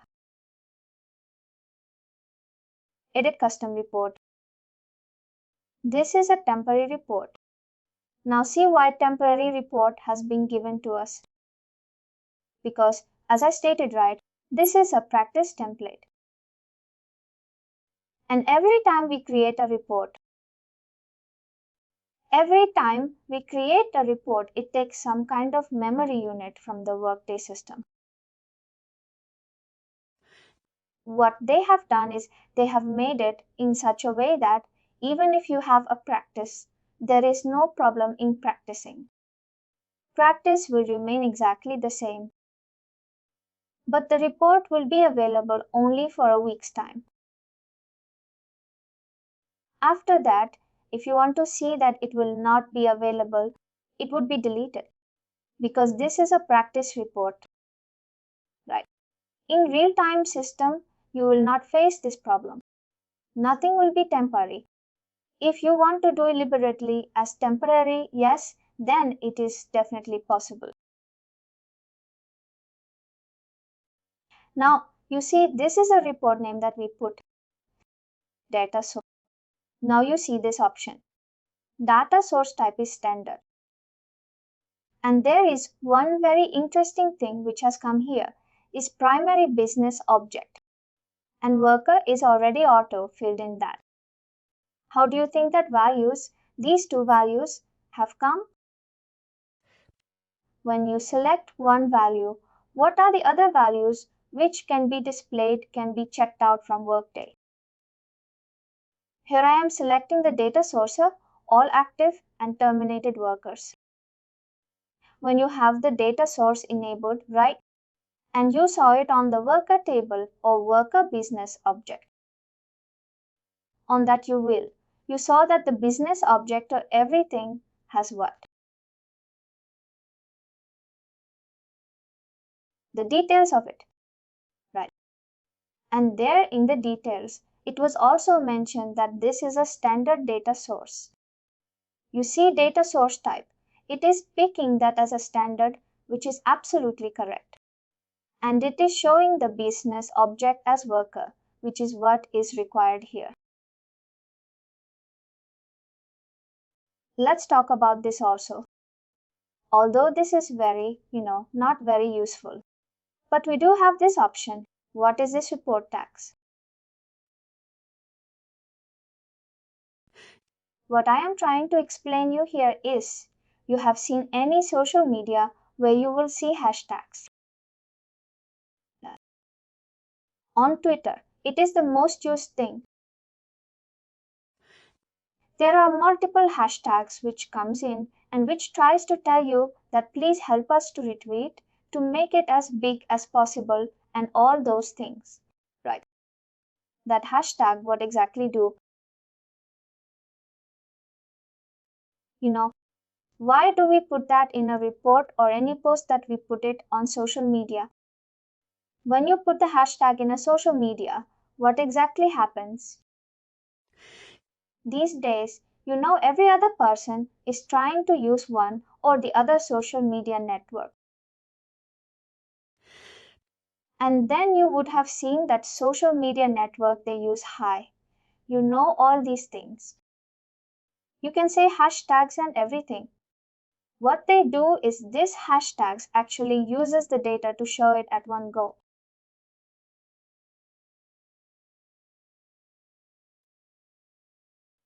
If you will tag all your reports with that hashtag, you just have to search the hashtag. Whatever report you have built, automatically it will be in front of you. And if you want to run something, you can do that as well. Alright, I am now going on to the report writer. Guys, see, this is my report writer screen. Now, what is this report writer screen and why exactly do we need it? We have this name of the column. Column is nothing but the field. Then you have sort and filter. This is a simple report, right? Simple report has simple things. You can't do much activity or actions here.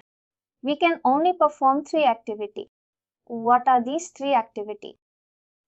Columns where we can put the value of the fields right. Then how you want to sort the data. And then if you do not want to see something or you want to remove something as a filter, you can do that. That's how it works. I hope you know things are clear up here now. Now, if I have to add a field, how will I do that in this report writer? Let's say I will try to add first name.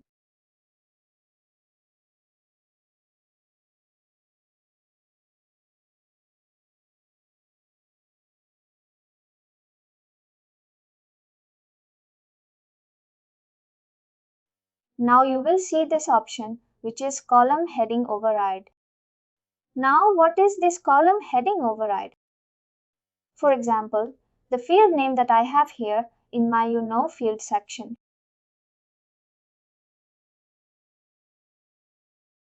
I don't want to use that as the way it is displaying here.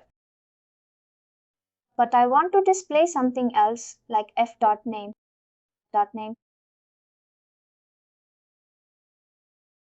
What will happen in this scenario? The first name basically will be replaced by f.name on the report column name. But this is only for display purpose. Nothing happens actually on the back end because you cannot straight away change the name of the an existing field because it has an API name as well. If I change it, the API name will also change. That we cannot afford, right? I'm just adding a field and showing it to you. Now I've just added one value to the report. And I'll get 3 things. Here you see, I'll get run, test and done. Now, what does that 3 word mean to you? How does it look like? Let's start with done. Let's say I don't want to run the report. I don't want to test it. I say that fine. I've created it. I'll save it as of now. And later on I'll test it. In that scenario, I'll put done in. Or I'll press done. But if I have to do a testing, that's how my data is coming. Looks like there is some issues. Give me a minute.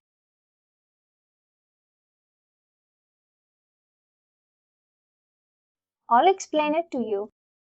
But looks like, the tenant is refreshing. And I really don't know what happens. My report is gone. There are three options when you actually store a report. What are these three actions? As I stated, first is done. If I want to go ahead and store the report and I don't want to basically execute it, then I will go ahead and click on done and leave it like that. But after that, if I don't want to just store it, I want to test it. I'll click on the test button. Now what will happen when I click on the test button? This test button will allow me. This test button will allow me to get the data, and that will be a sample record of 10 to 12 records, not more than that. Looks like the tenant is down. It got disconnected. I tried connecting, but unfortunately it did not work. Let me just explain it to you what exactly we are going to do. When we have to test the data right, we click on the test button. When you click on the test button, it just gives you a sample record. Now, what do you mean by sample record? It gives us like 10 to 12 records, which will tell us whether the data I am trying to extract in my report and if I have overridden any field right with the name. Let's hear an example. Was first name right? And I said, I don't want to see the name as first name, but I would put f.name. All those things will be displayed in front of you on your screen, which exactly means that I will be able to use that without any difficulty. Then comes run. Now I have tested it. It feels like the report that I is supposed to get, I will get it. Now I will go ahead and click on run. As soon as I will click on run the complete data, whatever is there as per your report logic, it will be displayed in front of you in your report. Thank you. Thank you. The task to create a report, because I said the report that we create is a custom report. Correct. Any report that is created by user, it is always going to be a custom report. The task is create custom report. This is the task.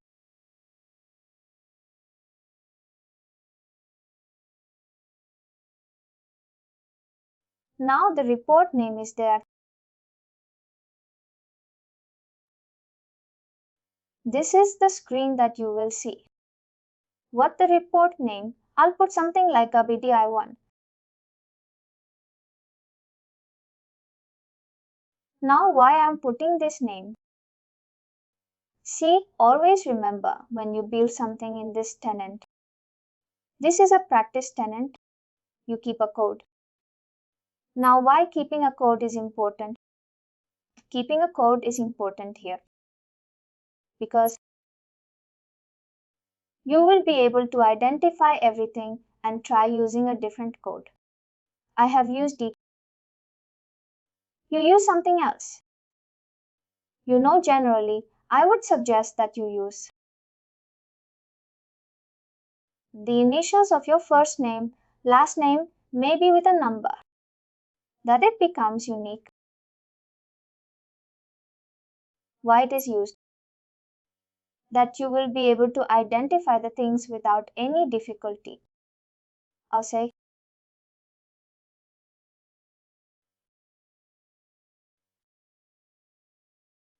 I think it's already there. I'll just change the number to LVDI2. That is simple. Now I have the report details. What is that now? Report type. It is simple by default. It will always be selected as simple. But if you see, there are multiple type of reports that you have here. Advanced composite metric. Search simple. Now simple report. advanced report.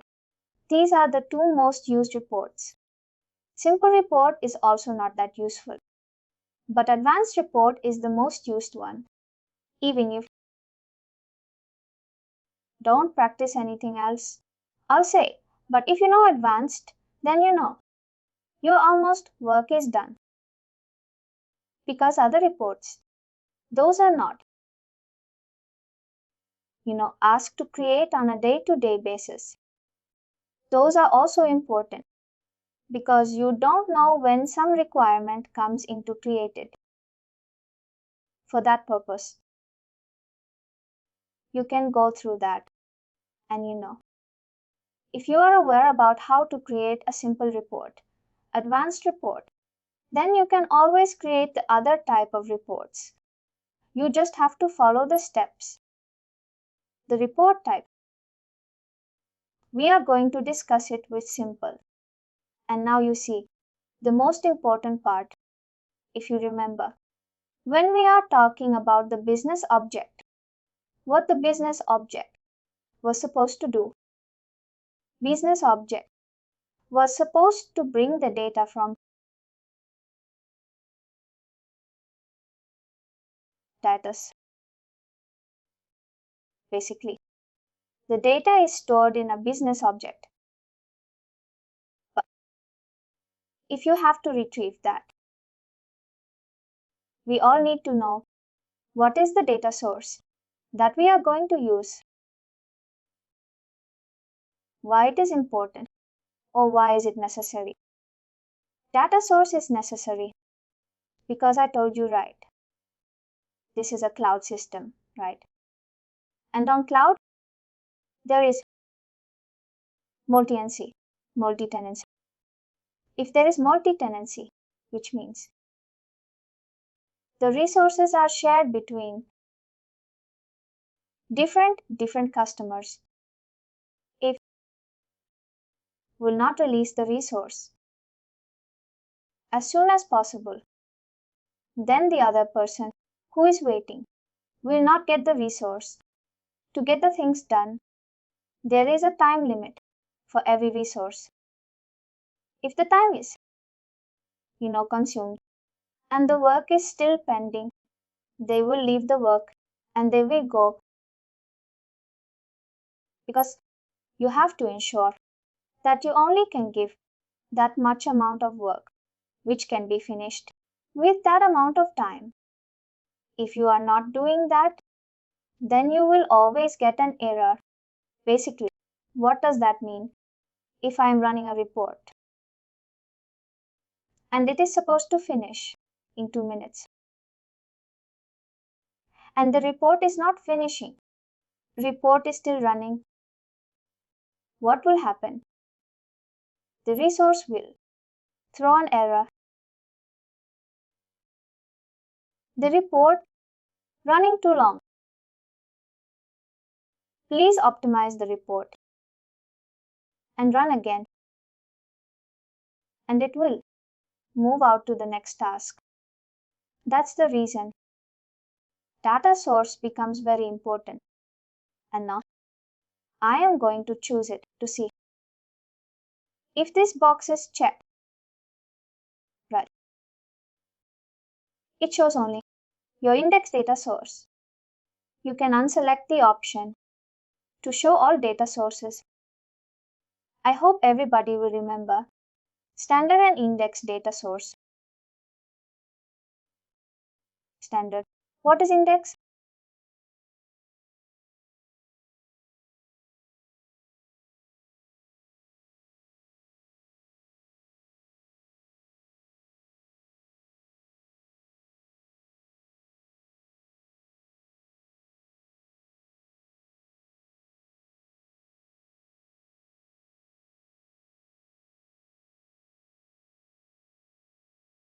What I am doing is I am going to remove this. Why I am going to remove this? The reason behind that is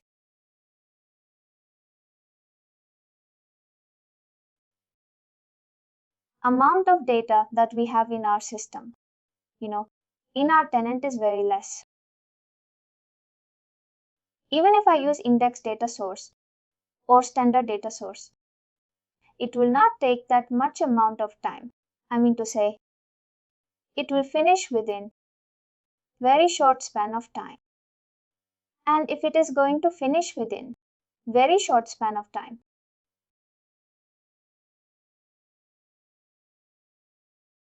why do we use index data source? There is no use of it, right? I am going to use standard, and it will be all active. Terminate. Work. I got this. And this is a standard.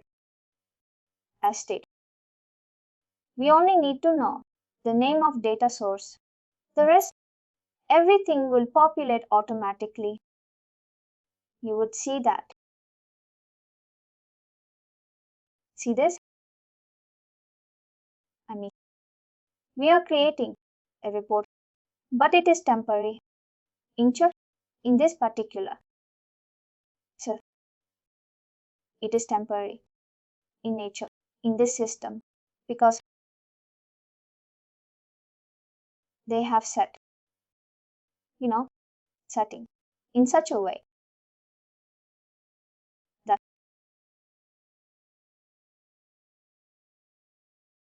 you can't keep on creating the reports.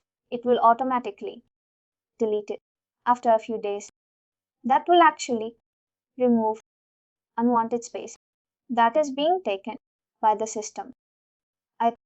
It makes sense to all of you, right? I have a question.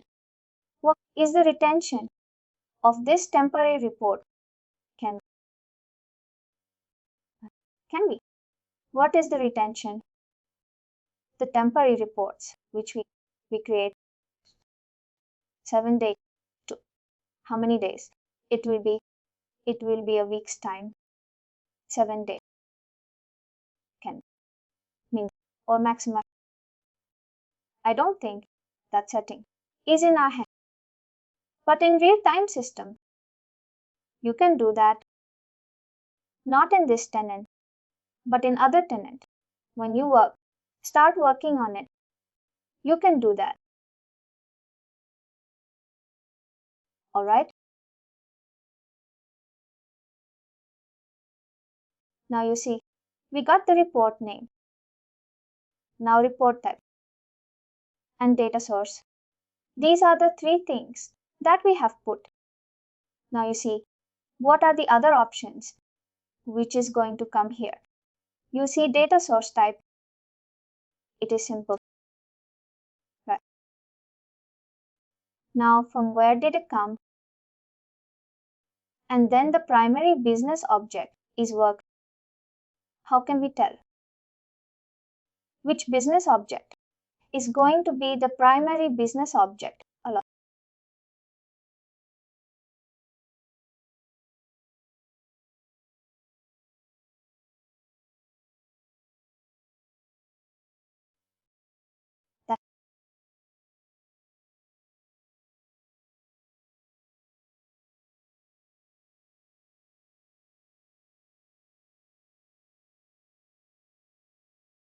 maybe Google. How do we know which business object is going to be the primary business object? The answer is as per the data source. Whatever data source you are going to select, based on that, your primary business object will be selected. I mean, this kind of questions you will come in your interviews. Very simple, very basic, but very important. If you know they don't know how that business object is coming there, they will know that you don't know how to create a report. Alright, then I'll move on to the next section. Guys, now what is this next section? This next section is called as report writer. If you all remember, I said Workday follows the SS system of cloud computing. Now, when you have a SS system, right, you cannot actually make the changes in the code. You cannot write queries. You cannot build anything in the front end. Correct? Yes or no? That's what we have studied up till now. They remember it. Or you don't know it. Yes, right. In a SS system, when you have this here, when we are building the report, right? We cannot write any query. And we all see that writing the query is not at all possible. And when I say and writing the query is not at all possible, why do we say that? Because the query that you see here, there is no way to write the query, but at the back end, it's the only query which is running. But how do you actually update the things that are there? For that purpose, we have the structure. This is a report writer. Now, this report writer gives us an opportunity that you go ahead and put in all the fields that you need, and these values are going to come from which business object, which is worker. For that, I'm going to add the field, and then you have the column heading override.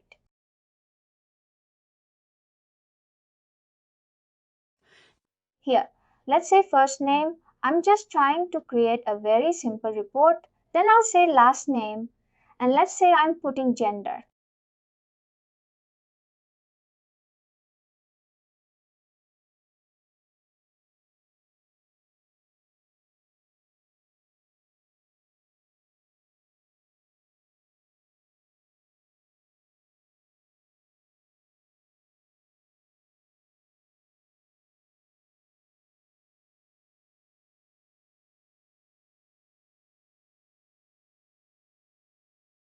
I put 3 fields.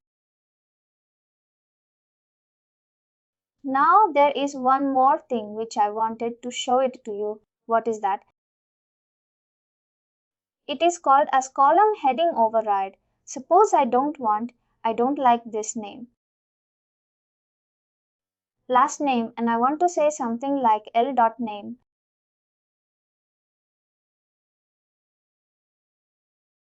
As the name suggests, column heading override. This column, the name that you see, last name, is overridden by this particular new name. What is this new name? L.name, right? L.name is the new name which has come for this particular column, but it is only for display purpose.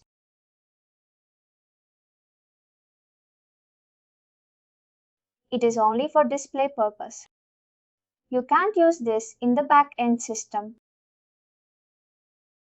Basically, what does that mean? That it is not going to completely override the column name in the back-end.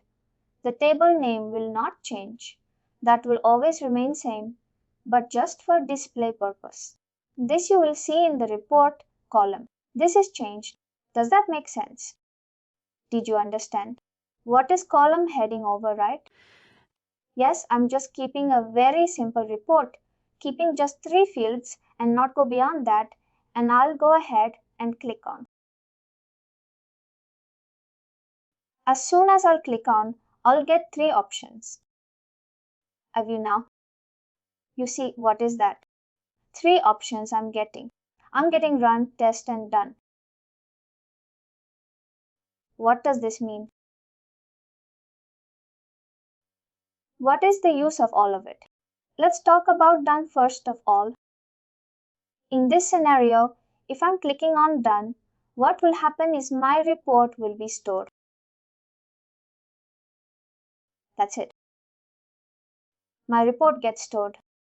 It's not going to make any difference. It is just going to be stored. Then I got test.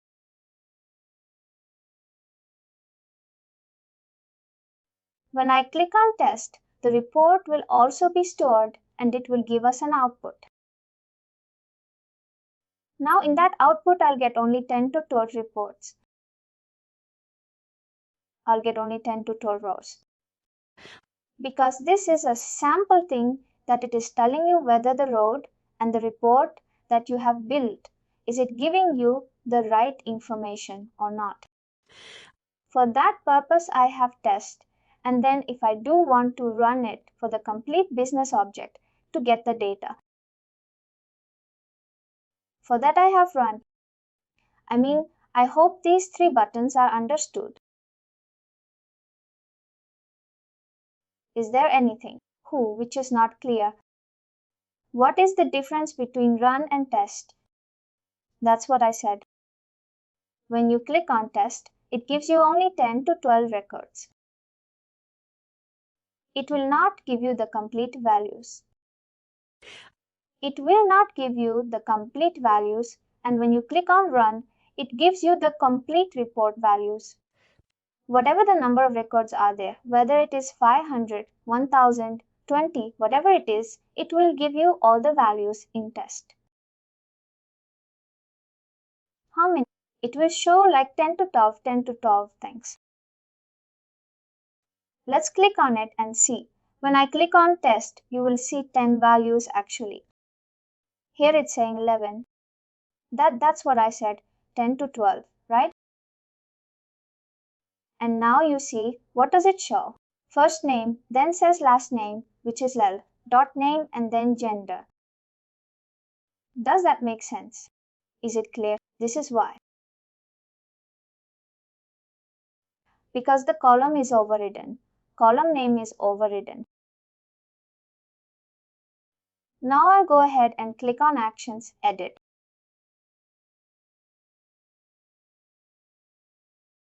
Let's try to first, make some changes here. What changes? Rearrange the column. Let's say first name should be the first column. After that, it should be last name and then the gender. And now click on. And now let's click on Run.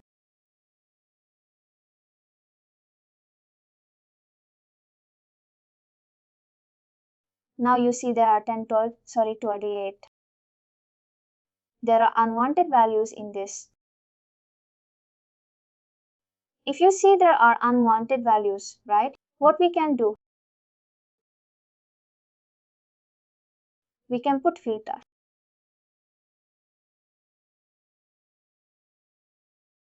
We can put filter absolutely. Edit.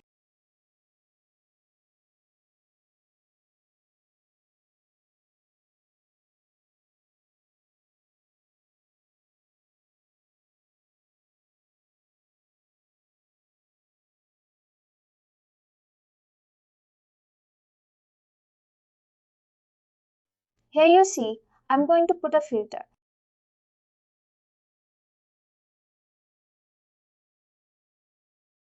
What is this filter? Now I'll click on this plus sign field.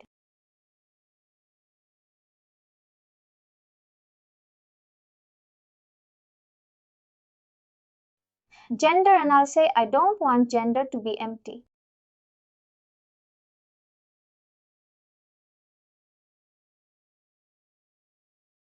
Show me those values, which is not empty, and click on Run.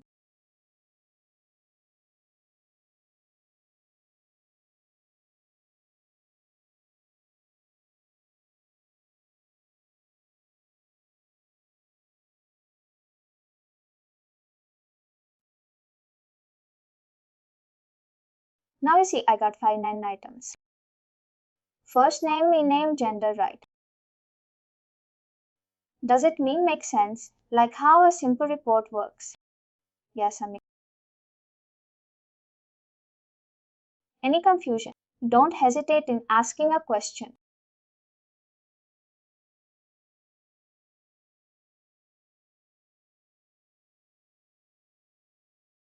It looks like everything is good. Then let's edit it now. Now, what are we going to do more here?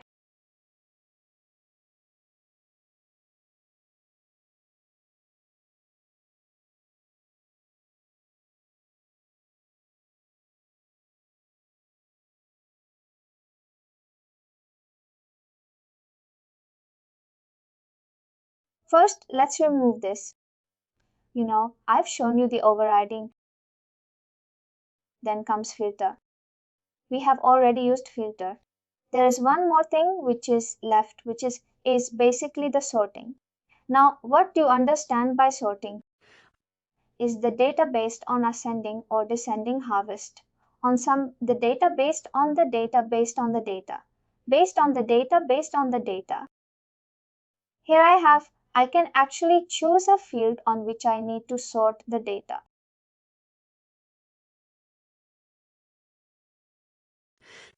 Sort, that means arrange it, and rightly stated that it will be the descending or descending.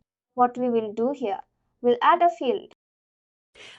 Let's say, I'll say age of the worker, right? Because age will definitely be there for any worker, right? I'll say age alphabetical. That's fine. We'll click on and we click on run.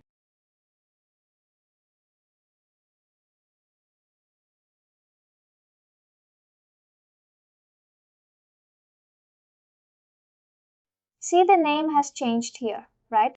You see that? Now, how can we verify whether this data which is coming is correct or not?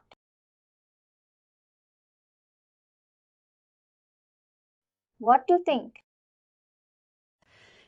If I have to check this sorting is working correctly or not, what we can do? We're selecting the age in the display. By selecting the age in the display, I'll add age, and what I'll do is I'll put it done last and click on.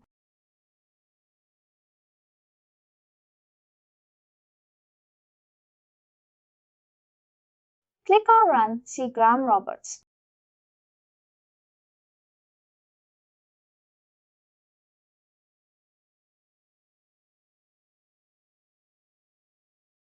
It's 000, and that is also a big problem for us.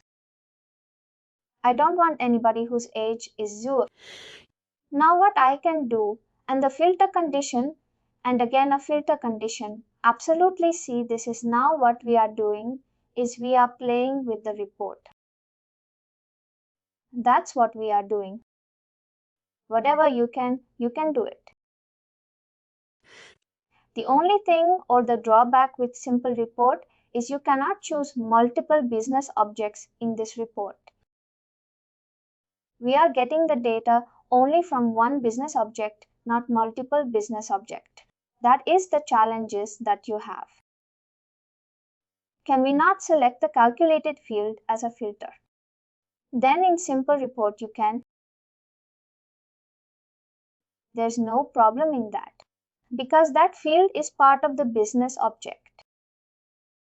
Right? You can choose any field. If you have created a calculated field on that business object, you can choose. There is no problem in that. Now you see you got 482 items because I said what was the condition. Let me go back. I added a filter condition, and that filter condition is gender is not empty and the age should greater than or equal to 18, because anybody who is less than 18, right, who is not supposed to work. Does that make sense? Now what you're seeing is when you run the particular report.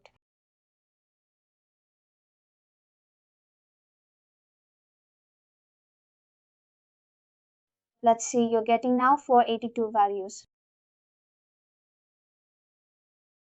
Earlier it was 590 because the first name, last name, gender and age is still present. And what we are going to do now is we have removed the employees who had 0 values.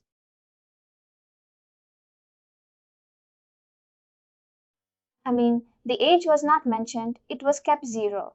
We did not want that. I hope it is clear to all of you now. Yes, this is what is simple report, and now you know that without using the query.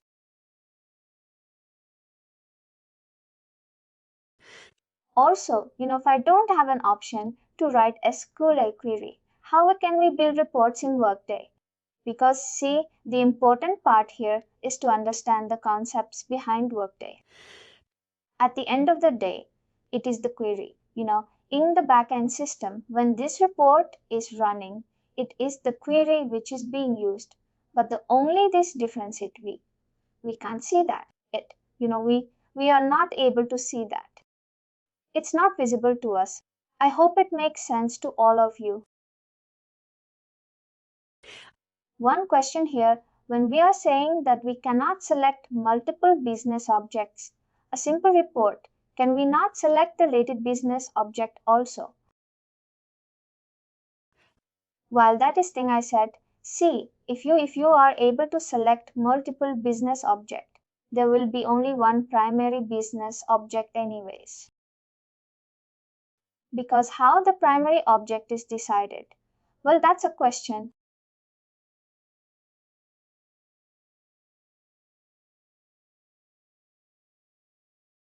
How is a primary business object decided when you build a report? How exactly we know that? This is my primary business object.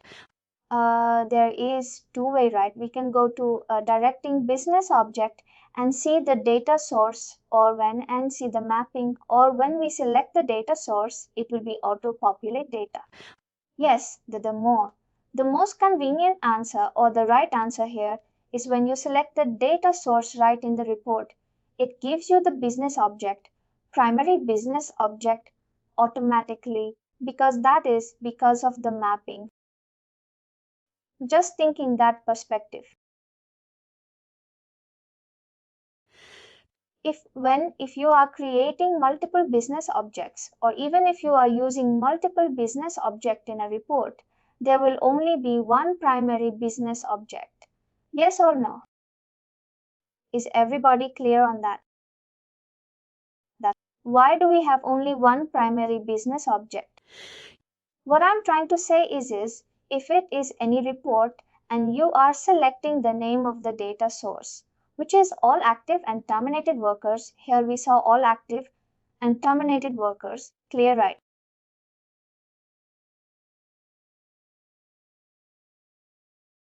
We basically can't select like two data source exactly.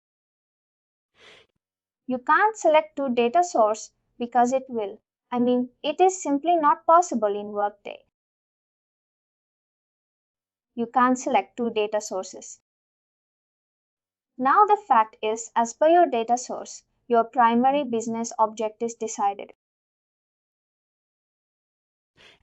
If you can't choose multiple data sources, there can never be multiple primary business object. The primary business object is always going to be one. Now someone asked a question that can't I use related business object in simple reports? No, we can't. We don't have an option to add the related business object. But when I go into the advanced report, there I have the option to choose multiple related business object, because primary business object will only be one, and which will that be as per your data source?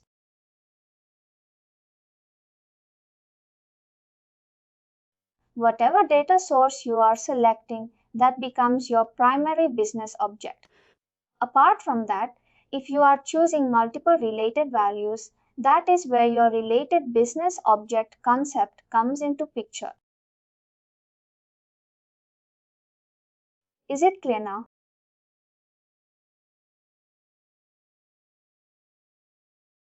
Yes, all right. Anything else? Any other question? Can we go to the report builder? Yes, there is the field where we select the field. Yes, whenever we add a field, there is a multiple option to select from. What are those options?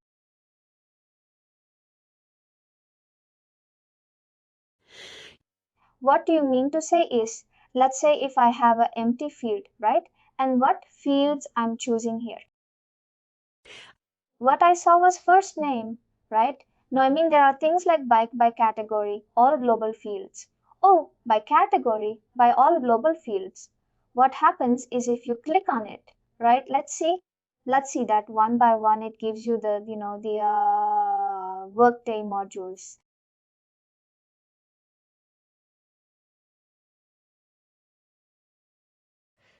If you see, it gives you the Workday modules. This is from Workday student, right? Address and phone number.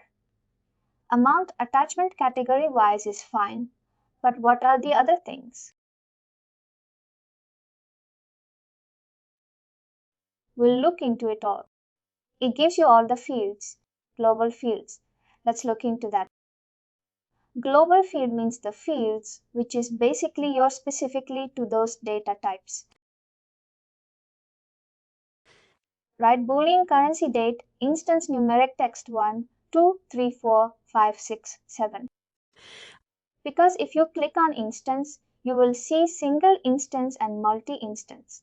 Right? That is how exactly it works. Other is just how you can actually use it. Do not use fields right now.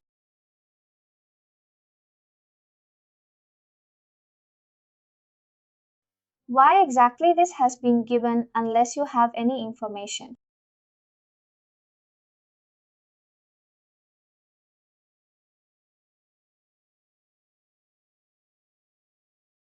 Intermediate calculate fields. Intermediate calculated fields are those calculated fields which is actually built by Workday. There are calculated fields which we build, and there are calculated fields which Workday builds, and that is being used in building a report. And then you have the system date. And that is how like last modified by who is going to modify it.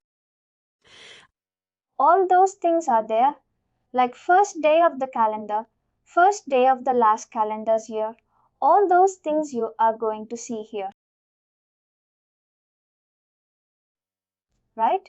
These are the ways by which you can actually select the data source.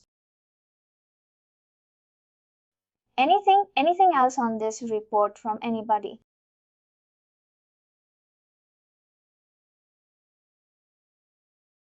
Like we are selecting a data source, right?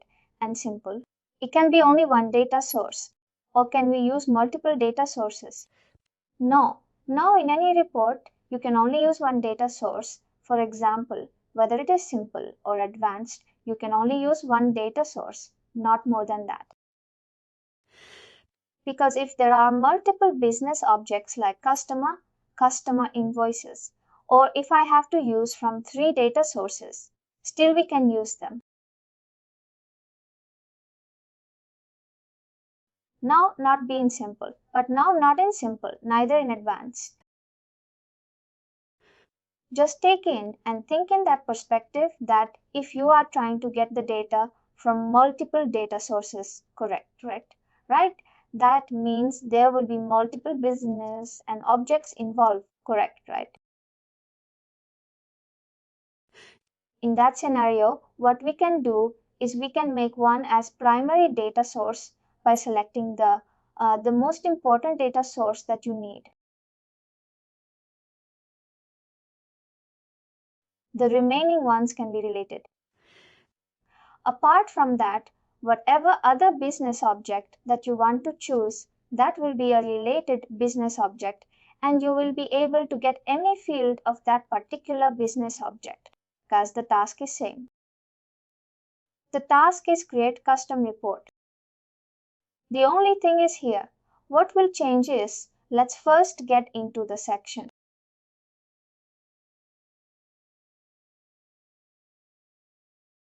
Create custom report is the task. Let me just refresh it once.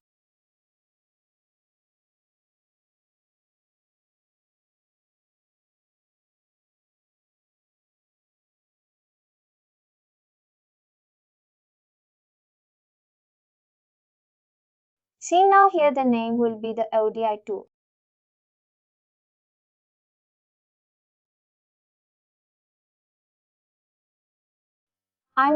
That's the code that we started. Oh one. What was the code?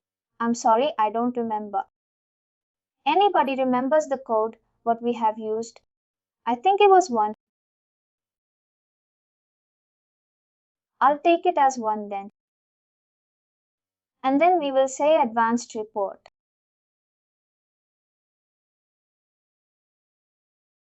Here I have to select the type as well. In this I'm going to select advanced. And then the next part comes here, which is C. This is the type of report that we will be studying enable as a web service. That is what is going to help us in building the integrations. Before I go there, that's the reason I'm moving into the advanced report first. And then we have the data source. We all know that without data source, you cannot create any report.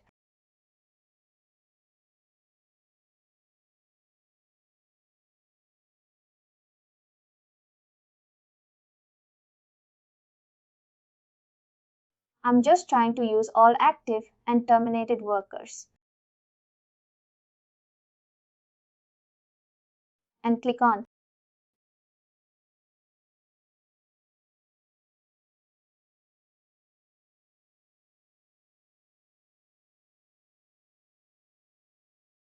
And then you have report name, type data, source as standard worker. I hope everybody knows right why worker has come here automatically. Anybody has a doubt? Now, what difference do you see between a simple report and an advanced report? I mean, there are multiple differences, but what are the things that you can observe? It has multiple tabs like filter, subfilter, prompt. But what do you observe here? Multiple business objects. Not multiple business objects. We have an option of a column called business object, right? By default, worker is mentioned here. Now, if I want, I can remove it and put any other business object also. It will not have any challenges. But the fact is, worker is my primary business object. You know, there is a lot of privileges which a primary object gets.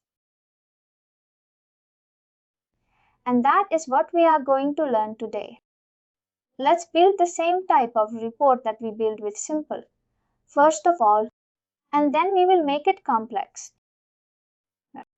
This is what we built with the simple report. First name, last name, gender. No. Now I'm going to remove this worker business object. And then what should we use here? We are going to use job profile. CS worker is one of the business object, right? Job profile is another one. Job profile has its own fields. This compensation grade. Now, what does that do? Compensation grade is just like your salary part. And it is your fixed salary that you are going to get from an organization. That will always be attached with the job profile. Now, why will it be attached to the job profile? There is a relationship. What relationship? Whenever a job profile is created, right? In that scenario, how will the recruiter know? You know what is the budget in which I can hire somebody on this job profile. For that purpose, you have the compensation grade profile, and the compensation package. All of these things you would know, when you go to a job profile. Does that make sense? Yes or no? That's the reason I have used one of the business object as job profile. And I'll use one of them as dependents. You know what is dependents? It can be a spouse, mother, father. It could be anybody who is not earning and is dependent on you. It could be your children. It could be your spouse. It could be your parents. It could be your parents-in-law. Right. Anybody. A lot of company has started giving the benefits not only to the person, but their immediate family members as well. Dependent. Now, what is dependence? I will just try to see. Here I'll put the gender. Now, why I'm putting a gender? There is a specific reason for that. We will see. And in this gender are two different genders and it is different. I will override one with the name gender of dependent.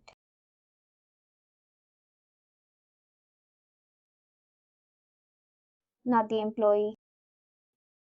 Employee's gender. Right.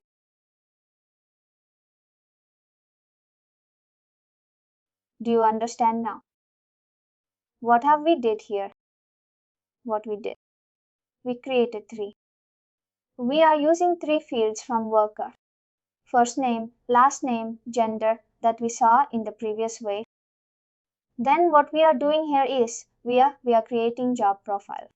Not creating but using job profile and dependent as a related business object. And from there we have used compensation grade and gender. Same thing will happen guys. When I'll go ahead and click on, it will not throw any error. It will be absolutely fine. Because everything is good. Now what you will get?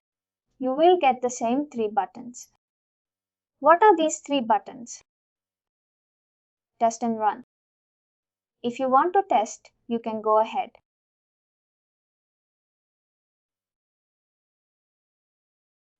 There are multiple places where you don't have much of data.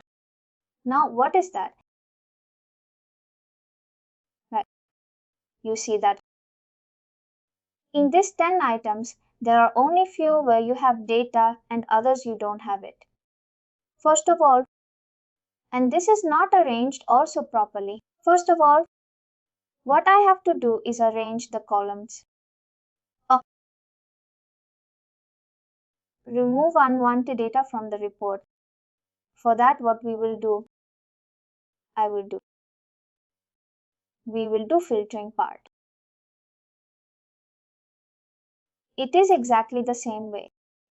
But let's first arrange the columns. Let's arrange the columns.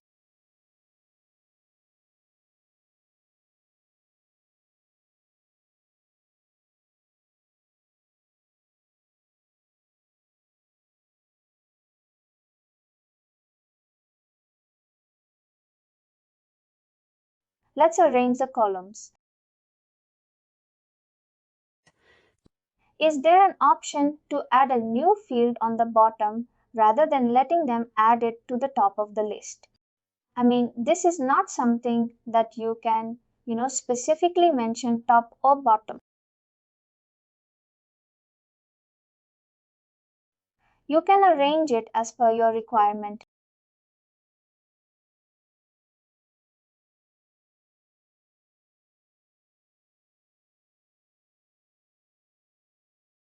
Versus to the top in your screen.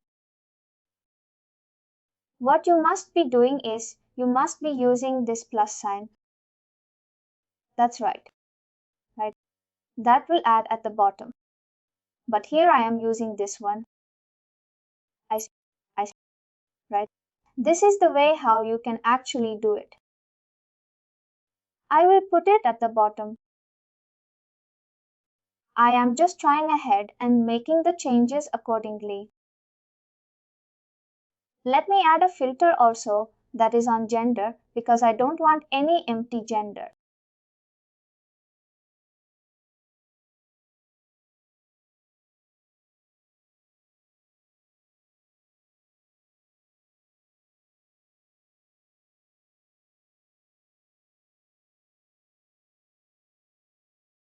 What you are doing, that is also not wrong. That is also right. And it's all habit. How and what you are using. I have a habit of using this particular plus sign. You can use this sign. It does not matter. Now I will go ahead and click on. As soon as I will click on, guys, everything is same. Nothing changes. Now I will just click on run. Let's see what you have here. Right. I got first name, last name, gender, compensation grade, and gender of dependents. Right. Now gender of dependents. The number of dependents is where your gender of dependents will tell you. Here you have Logan Wright. Logan McNeil, who is a female employee, has 2 dependents. 1 female, 1 male. Steve Morgan, who is a male employee who has 3 dependents. 2 female, 1 male. Right. That's the reason you are getting this. You know data in this way. I hope everyone is clear. Like what exactly are you I'm trying to achieve through this report?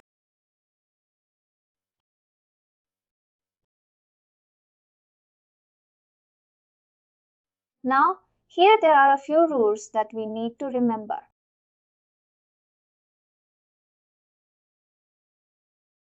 First rule. The filter can be applied only on the field of the primary business object. In our report, what is our primary business object? Work. Right? Everybody knows the reason why worker is here as a primary business object.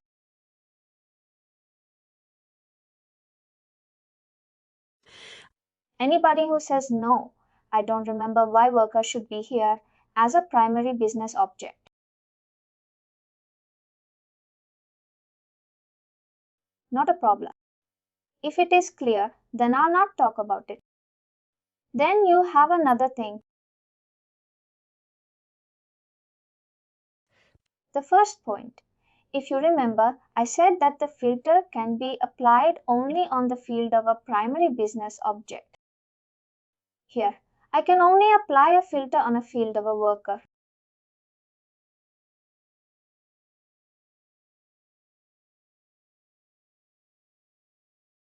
And then you have compensation grade, and then dependents. Now, what is this compensation grade? Compensation grade is a field coming from which business object?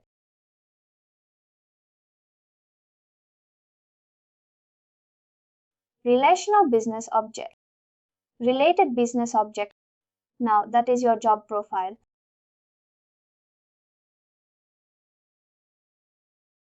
Right? Compensation grade is coming from job profile. Now, let's try to understand this scenario. What is this scenario? It says compensation grade is also coming as blank. Can I add a filter on this?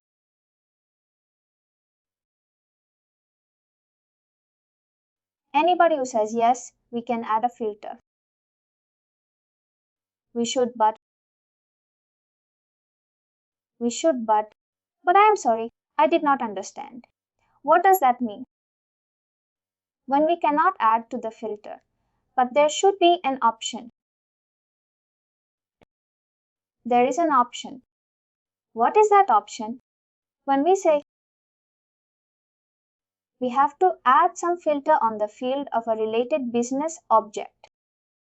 For that purpose, what we use is we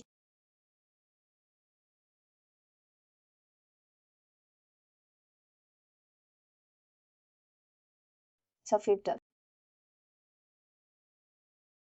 For primary, the field of the primary business object, we use filter. The field of the, related business object, we use subfilter. The subfilter is the one which we use in the case of related business object. Whenever we go there, we have to first of all add the business object on which you have to add this subfilter. What was that? Profile. Correct.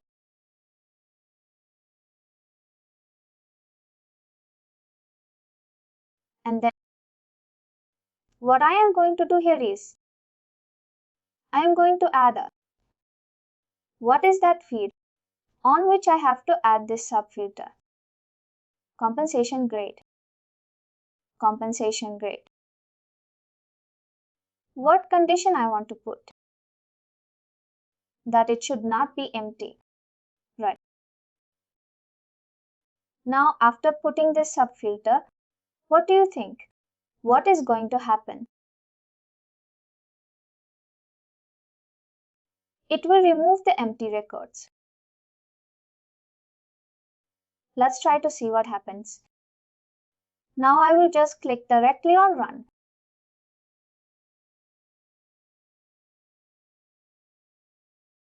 I have got now 6 inserted. Exactly the same number. No change.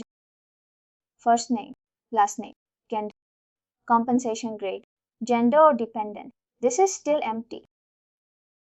Right. Do you see that? Now anybody has an idea what exactly would have happened? Why the subfilter here that you see is not working? Do you think that we made some mistakes?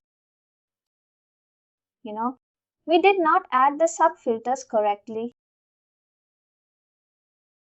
Let's look into it. My suspicion would be that there is a empty spaces in that field.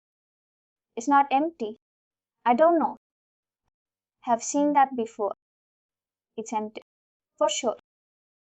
Because without, if it is not empty, then it will show the value. Right. If you insert a space, then it's not really empty. Right. It's still an empty, even if you insert a space. Because if you see, when you enter empty, you're not inserting anything.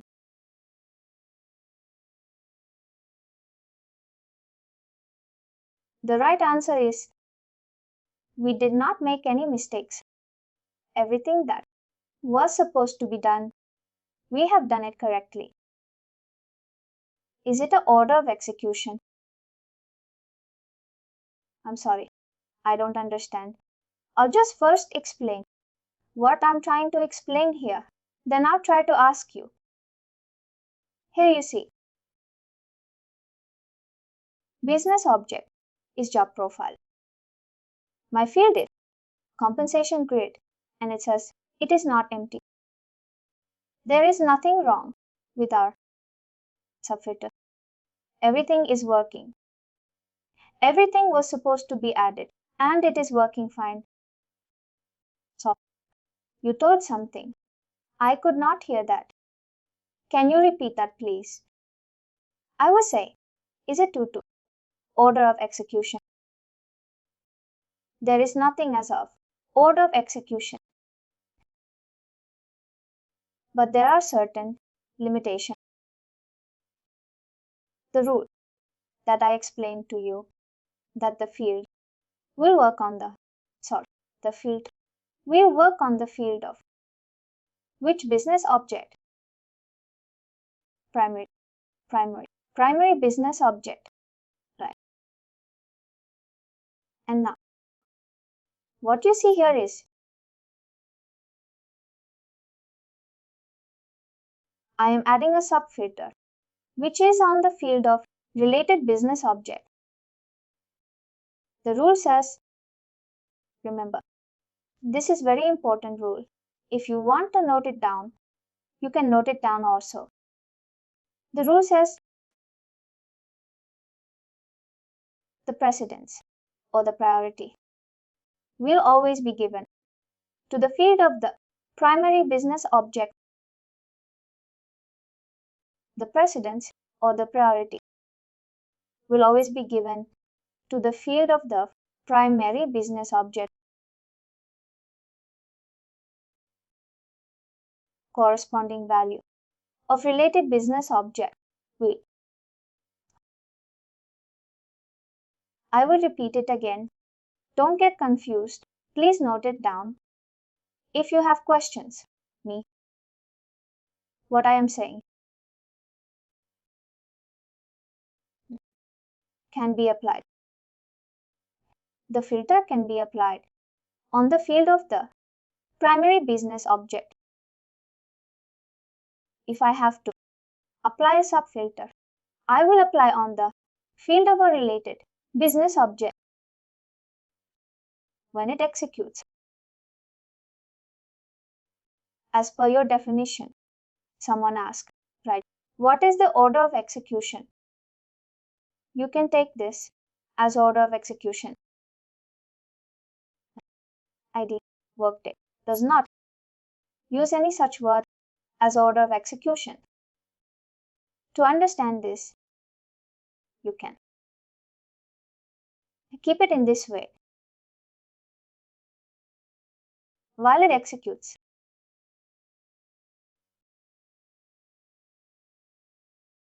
precedence or the priority is given to the field of the primary business object.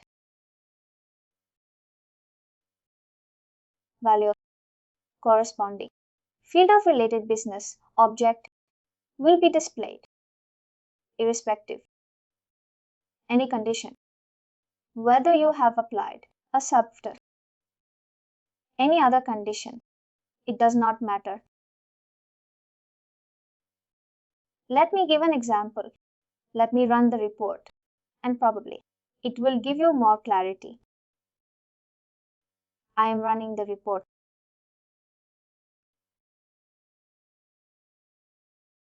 Here you see, this is the fields which is coming from the primary business subject. First name, last name, gender. Everybody is clear on this. I am applying a filter on this one, gender, where it should not be blank, right? It should not be empty. It is not empty. What did I say? The precedence or the priority is given to the field of the primary business object. When you use a primary business object, I just said, you have a lot of advantages to that. This is one of the most important advantage. The priority and the precedence will always given to the field of the primary business object. The precedence is first name, last, and gender. They have got the priority. It's a corresponding value of the related business objects will be displayed. The corresponding value. This particular employee, which is Logan McNair, will be displayed. Even if you have added a subfilter, right? The corresponding value is blank. The corresponding value here is blank. What it will do,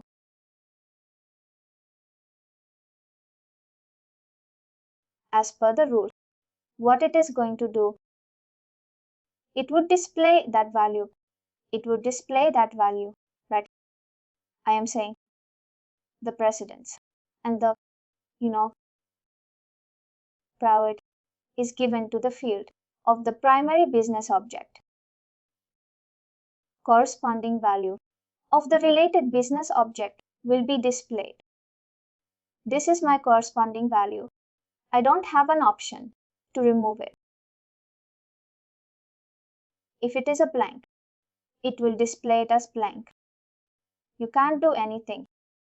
Here it looks like the subfilter is overridden. The subfilter is not overridden. The reason is the subfilter is not able to remove the blank spaces because it is applied on a field which is a related business object. That is the problem it has. There is no relation between a subfilter and a filter. Always remember, there is no relationship between a filter and a subfilter. Because every time you might have seen, I have applied a filter and I have applied a subfilter. Data will be removed as per the subfilter and then it goes to the filter and then it works, right? That's how it works in a normal database. If you use or anything or no. But that is not how it works in Workday. It is just the opposite. First, the priority is given to the field of the primary business object, and then if there is some, filter or field, it is removed.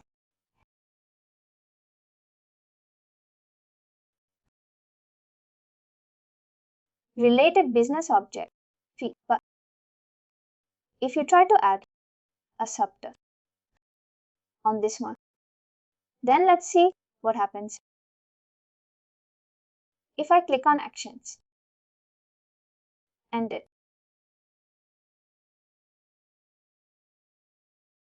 there we have mentioned, right? I'll say again, and I don't want to say that it is empty or not empty. I want to select a value. Let's suppose I only want to show male dependents. Or say in the selection list, whenever you have to select a value in that, you have to select male. I only want to see the male dependents.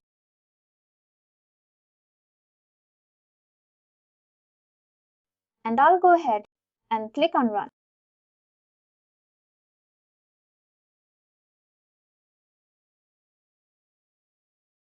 What do you see now? Is this a filter working here?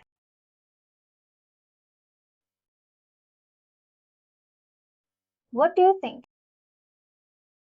Is it define the old? It is not. Define the old rule.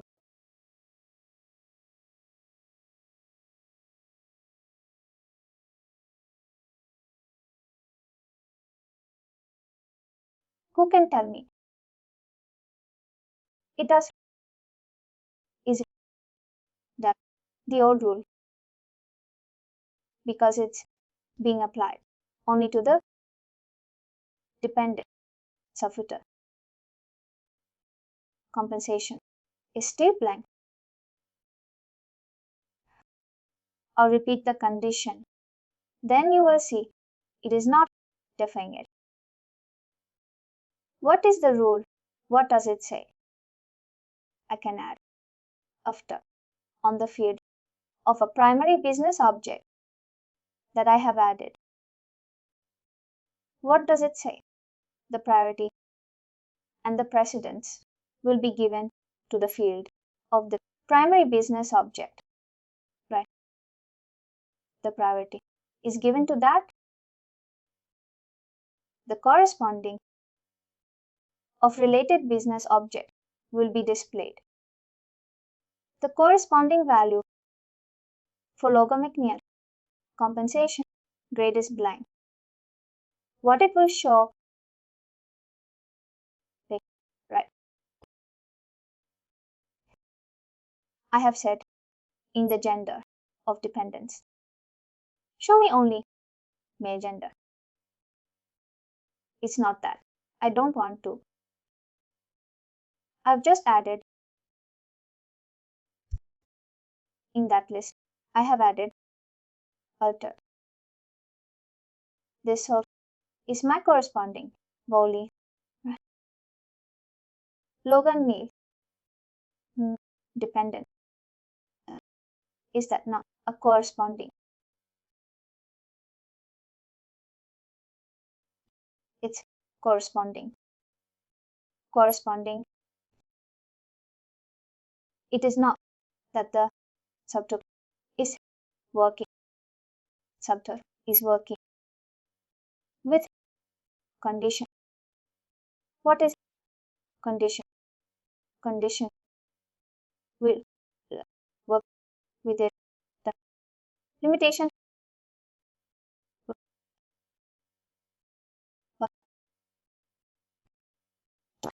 limitation, that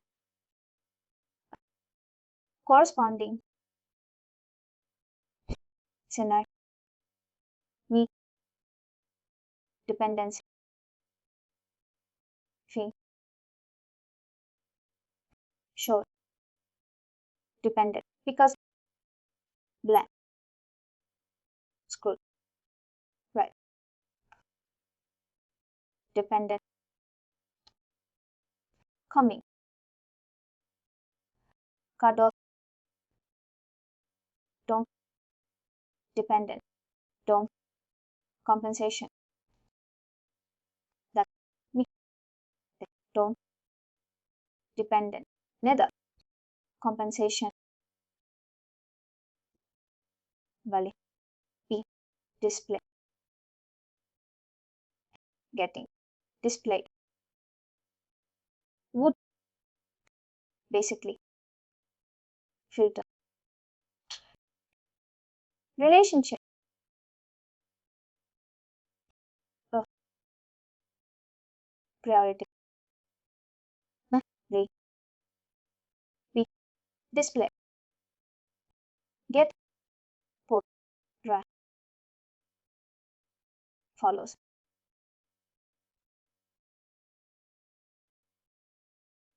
filter,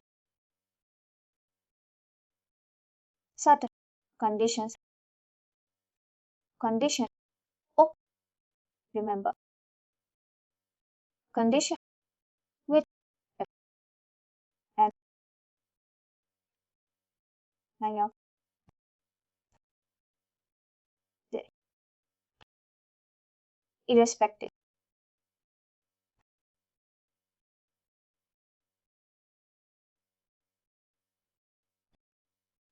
which,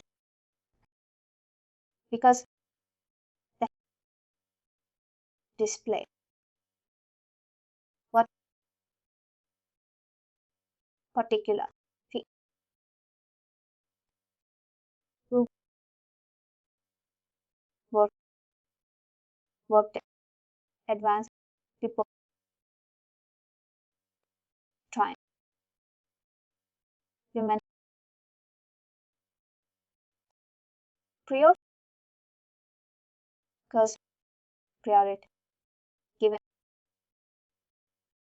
business, op, sometimes, like, working, that's, it, working, criteria, quick, cannot, course, course, the, compensation,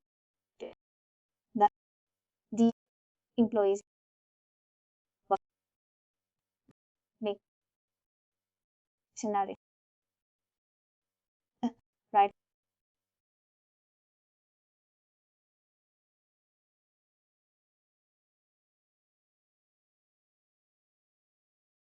those, would, disparate, majority, the, reason, showing, let, right, more, work, think, person, working, organization, yeah,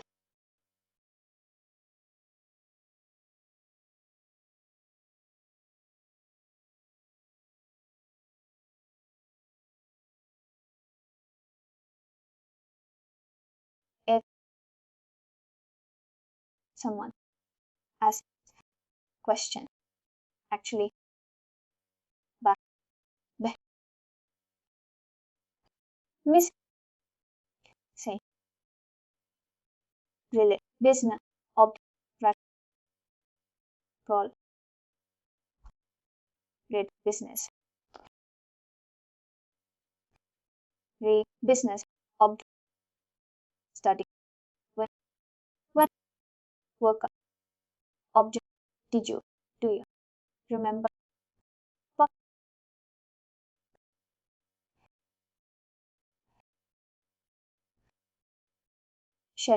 that relate business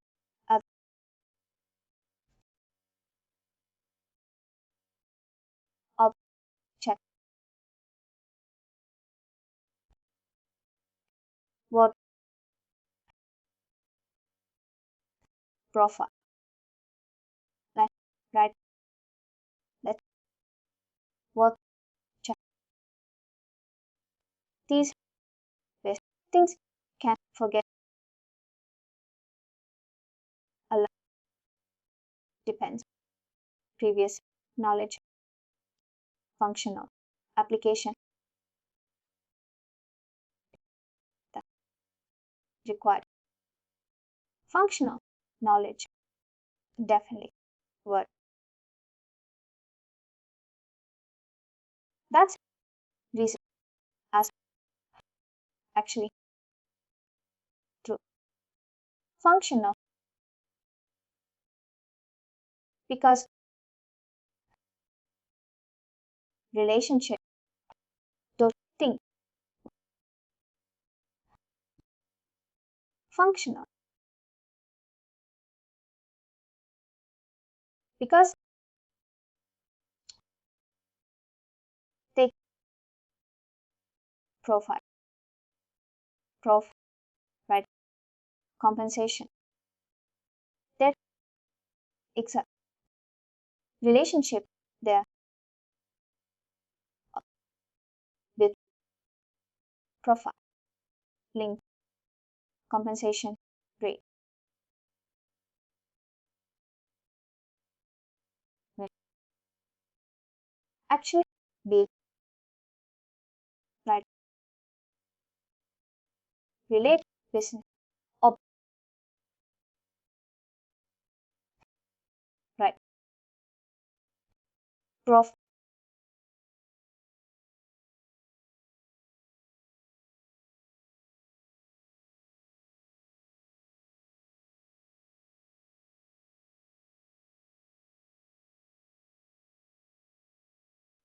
there that which comma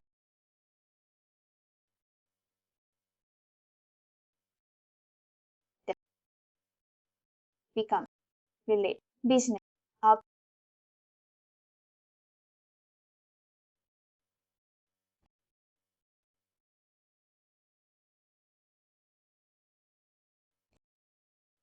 right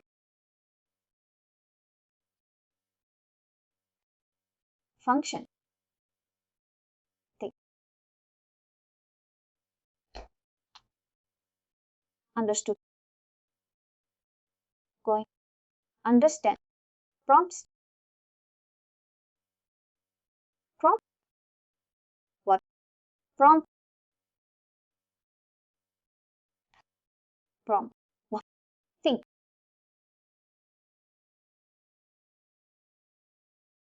eh,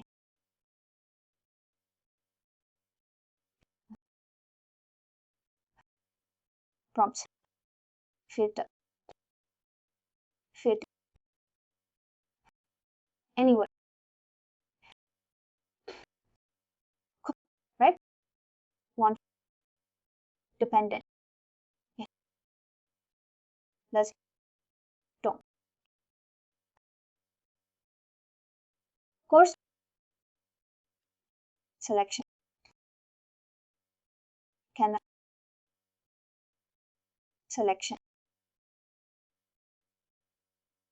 specified web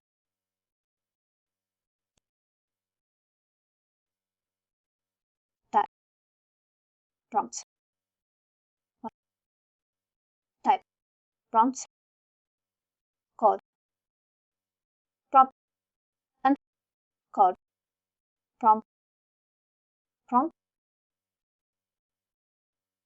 prompt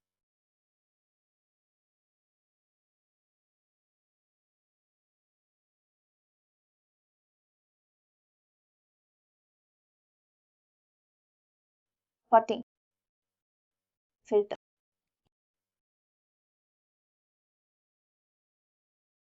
click getting, gender, correct, happening, be prompted, prompt, you, gen, let's,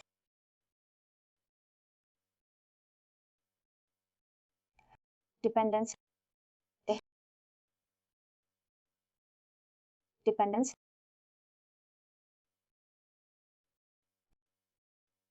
female, dependent, that, right, already, in, let, put, think, should, happen, left, click, put, so, yeah, right, and what, understand, basically, what, p, somebody,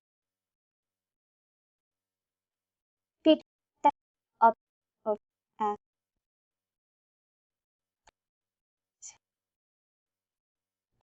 prompt,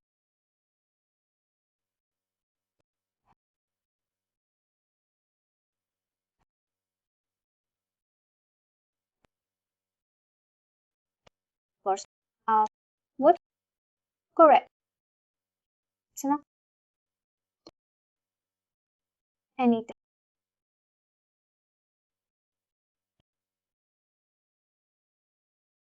right,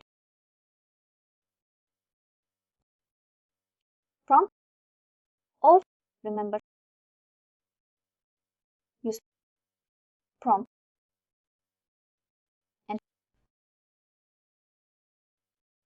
don't understand that,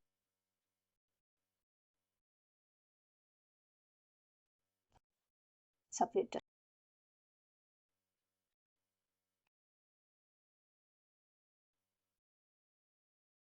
basically, ignore that, dot, don't, anything, don't, and, any, ignore it, make, entire, ignore, that,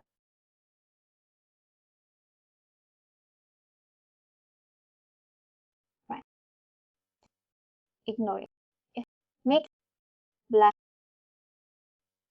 black, go ahead,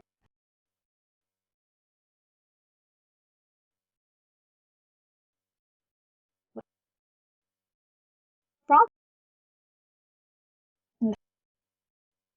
prompt, filter,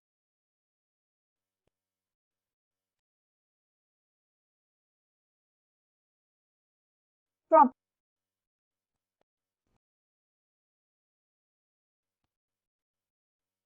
prompt, use it, prompt, prompt, ignore, filter, condition, pay, go ahead, click,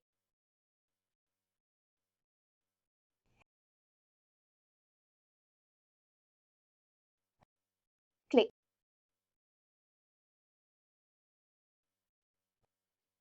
la, click, uh, would, correct, whatever, or display, everything, display, everything, fix, whatever, can do, dependent, can, dependency,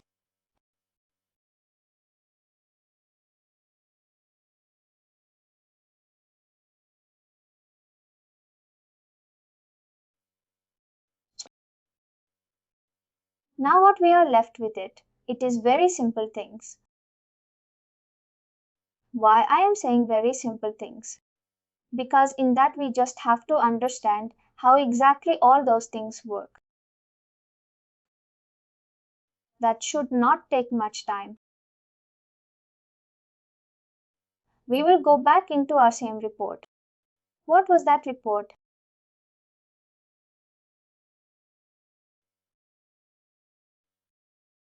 Uh, See this. This is all what prompts. I will go ahead and click on, and I will try to edit it. Why I would try to edit? Because now I am going to remove the prompts because I do not need them. I have understood it.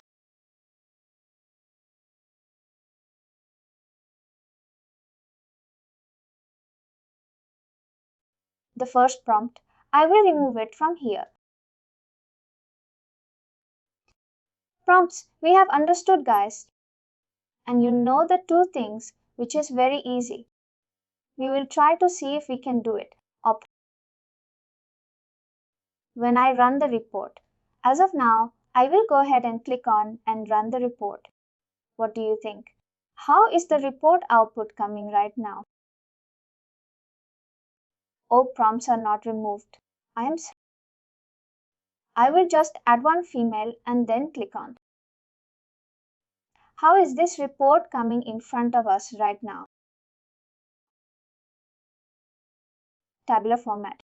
Tabular format. Right. It's a table. But Workday gives you an opportunity that you can actually go ahead and use table or any other format also. Now, when I say any other format, what does that mean?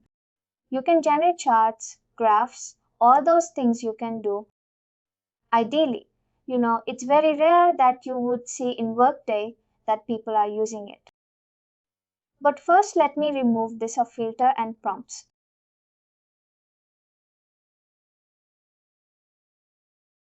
Right. Now I will go to output. Now see, what happens is when you talk about output, the output that we are seeing currently is stable. Right. It's in a tabular format.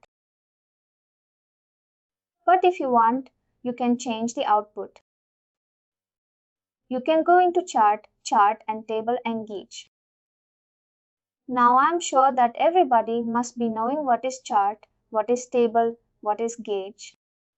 Is there anybody who does not know?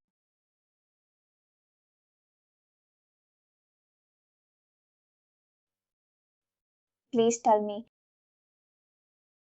Gauge, I don't know about gauge. Gauge, you don't know. Have you heard about funnel?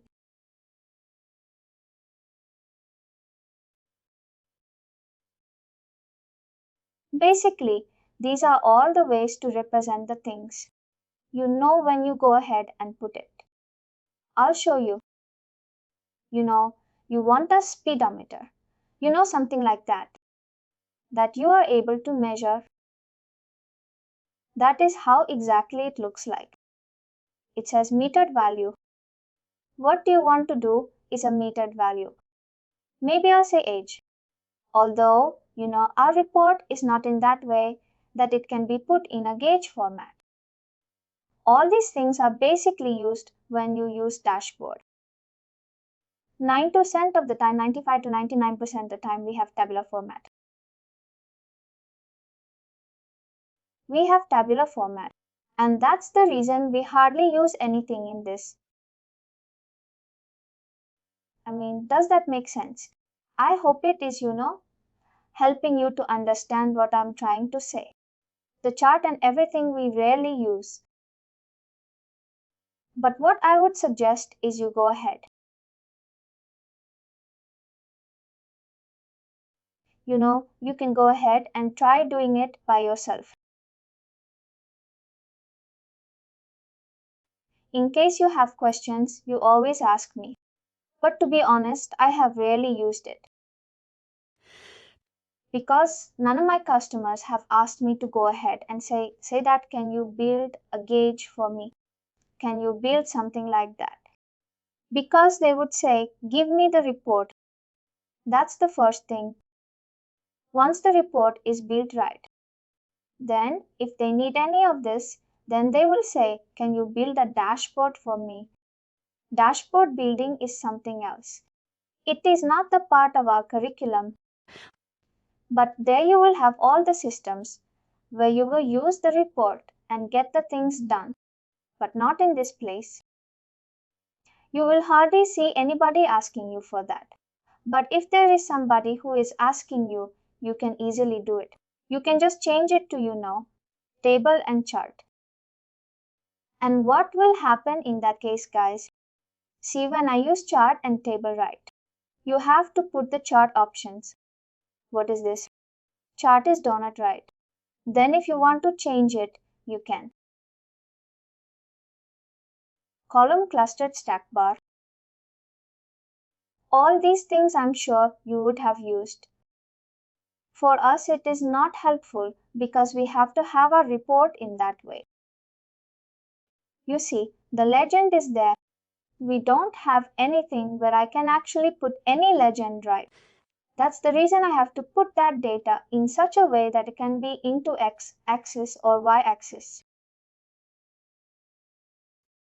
Do you know what is axis, Y axis of graph? I'm sure everybody would know that. Axis and Y axis in a graph. Right?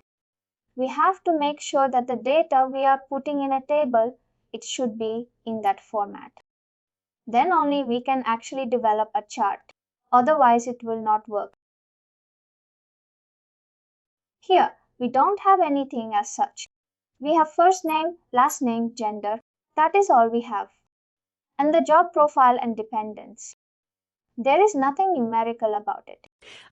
When you have to do a display something on the chart, it has to have a numerical part associated with that. For example, I'm grouping that within one range. Let's say 8 to 25. How many employees are there? To 30. How many employees are there? 35,000 to 40. How many employees are there? This group. When you create, it becomes more like a chart, right? And that you can represent in the chart.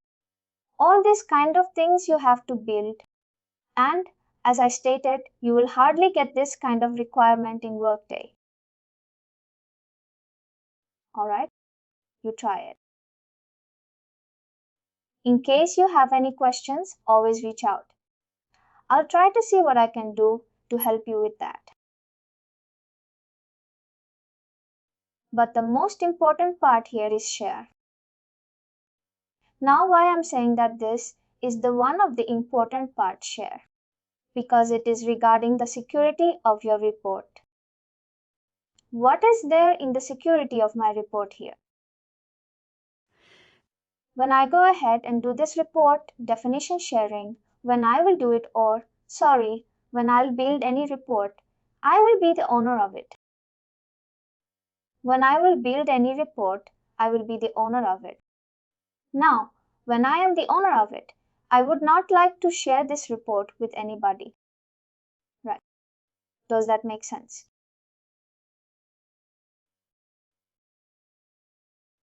This will not be shared with anybody. But suppose I want to share. And I want to share it that other people can also look into it and make some changes. As required, there are two options to share. First is share with all authorized user. Now who is authorized user?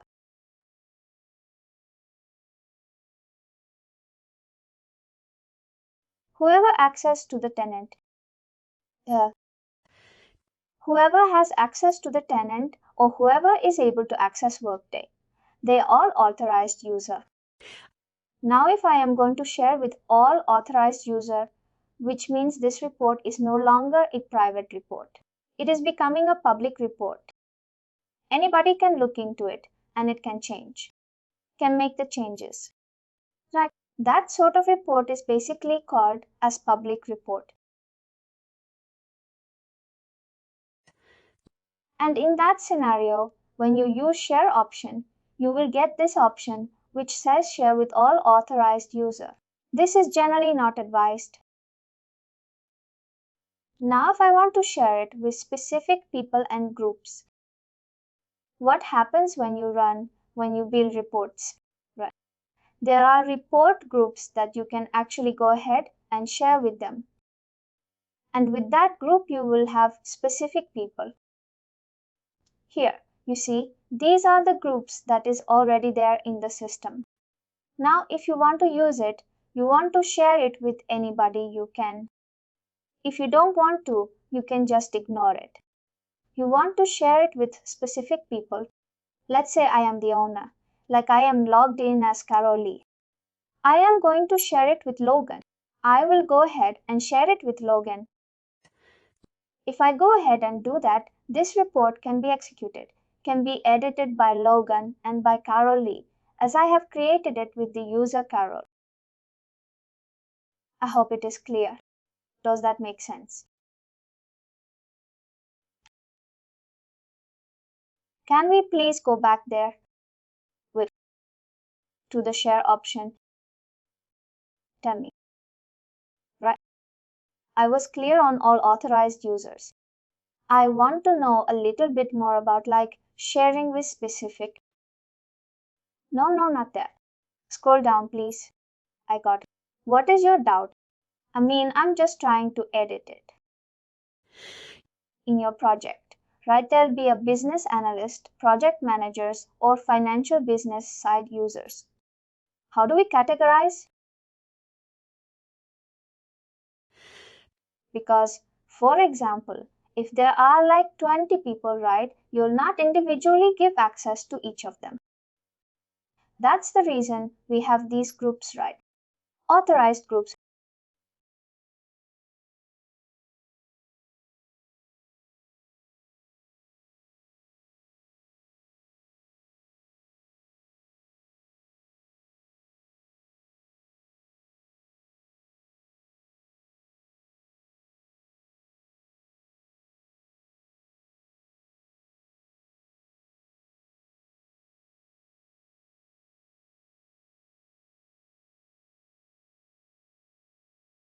Is the analytical platform of Workday. Are you aware about it? Heard about it? Parasem is the analytical platform of Workday. Now, if you know about security in Workday, right?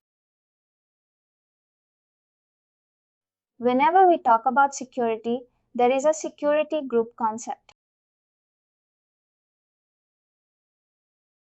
Anybody know? Is it as role-based, user-based, role-based, user-based, right? That is where your security groups come into picture. Now for specific report, when you want to create, you have to create the security group. Because in Workday, the security is provided only through the security groups.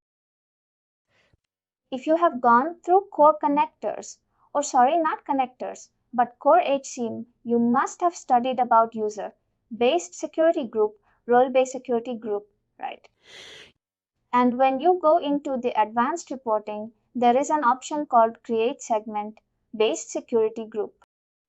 When you actually go ahead and do that right, Create Segment Based Security Group, it will ask you for the security group which is there already in the system, which is either your role based or your user based security group that you need to provide.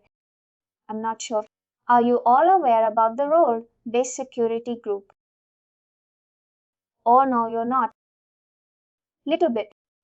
That's where we wanted more information on this. That is a part of core HCM. I'm not sure if you have gone through that. But let me tell you, I'll give you a brief idea. I cannot actually configure everything here, but I'll definitely tell you. See, there is a very different rule of security in Workday.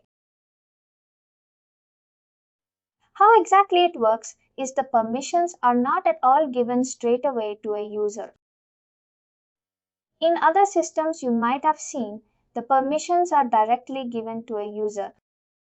You are on their profile, right? If you have to give any permissions, how do you give? You will give the permissions on the profile. And whoever is getting that profile, they are able to get the same kind of permissions. Right. But in Workday, it is different. Where do we give the permissions? We give the permissions to a security group. Then based on the security group, what kind of security group is that? There are multiple types of security groups in Workday. But primarily there are two, which is user-based and role-based. Now suppose it is a role-based security group. As HR, I am creating a security group for our analysts or HR executive.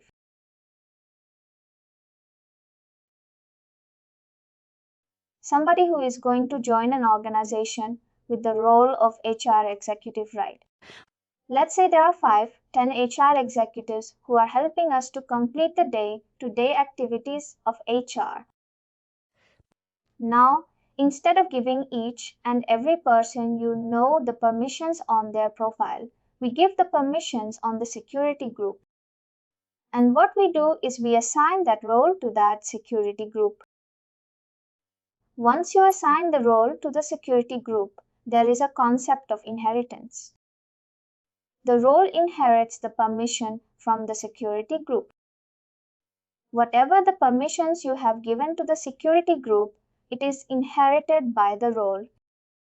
Now, when someone joins the organization, you assign that role to that person.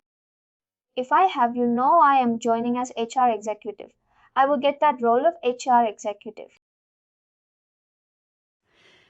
Once I have got the role of HR executive, I indirectly become the member of that security group. What will happen now? Whatever permissions you have given to the security group, all those permissions I have automatically got it.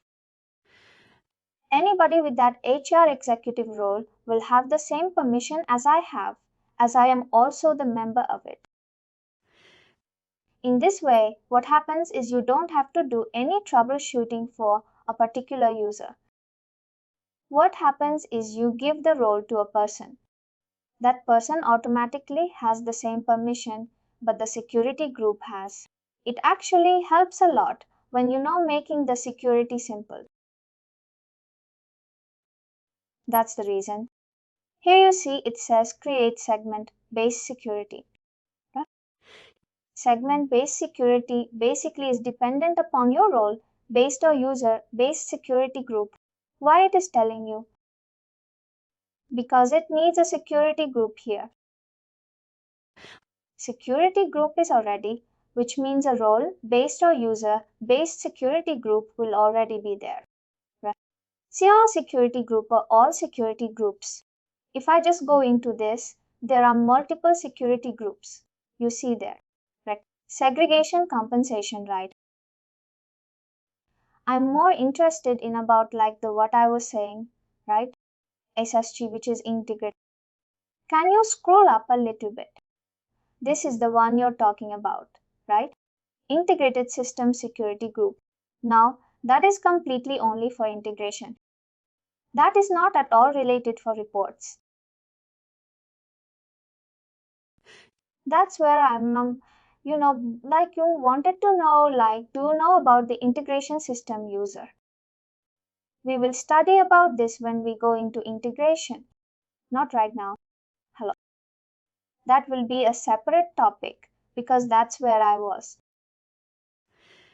Not separate topic, but integration requires you to understand how security group functions. That we will definitely discuss. That's how exactly it works. Guys, this is why now the security of report is also very important. That with whom you are sharing and why are you sharing. That becomes very important. Because when you share the report, right, they will have the power to make the changes. There is one more thing that comes here. Now, what is that? One more thing. The one more thing is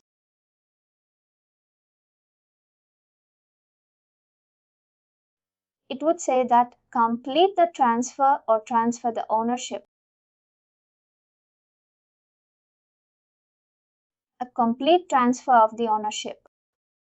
If it's complete transfer of the ownership, then whoever has created this report, suppose I have created it. But let's say I am transferring it to Logan. I will lose the complete control.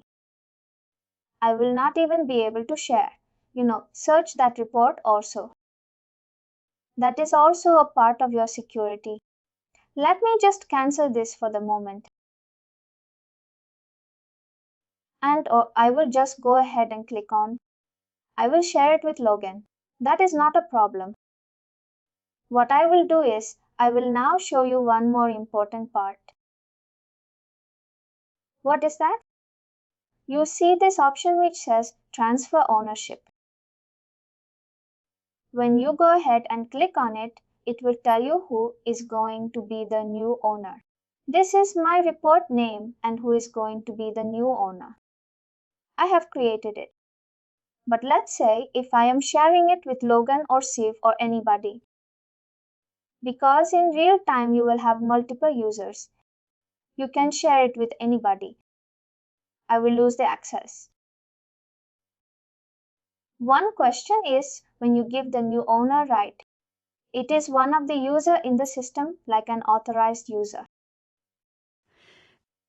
And once you do that right, will there be any approvals that will go through in the system level that we need to approve to make it? No, not really.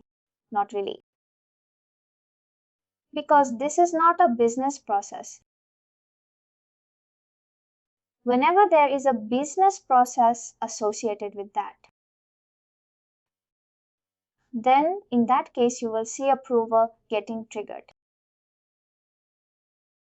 Not approval. I would say, are there any bunch of action items or tasks that get triggered that we need to go into one of the action item and select them and or do something like that.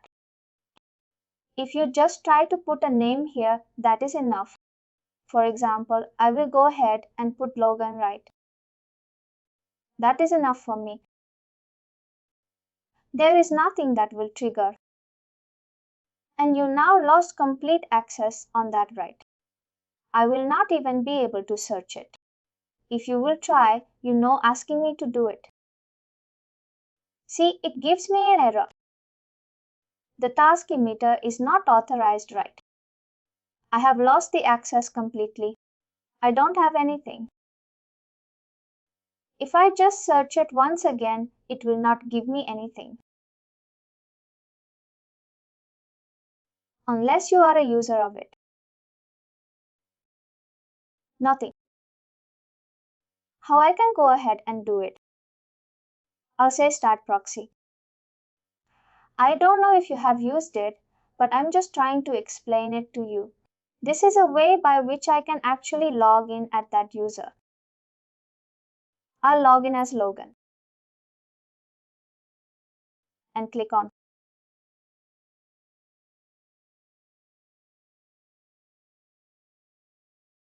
And then I will try to search for this report.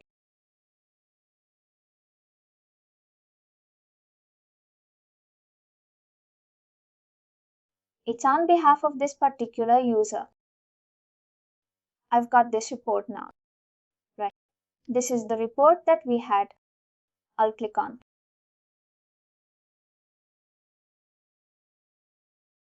And now I can go ahead and click on actions.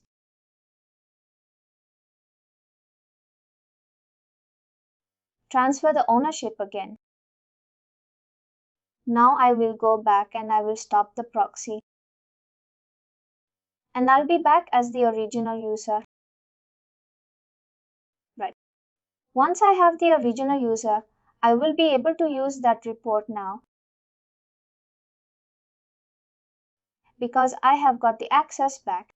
This Word document that you see, it actually talks about different type of functions, and with each Word document, not Word, I have given this Word document, and with each function you have a context steps. Example, to create a calculated field.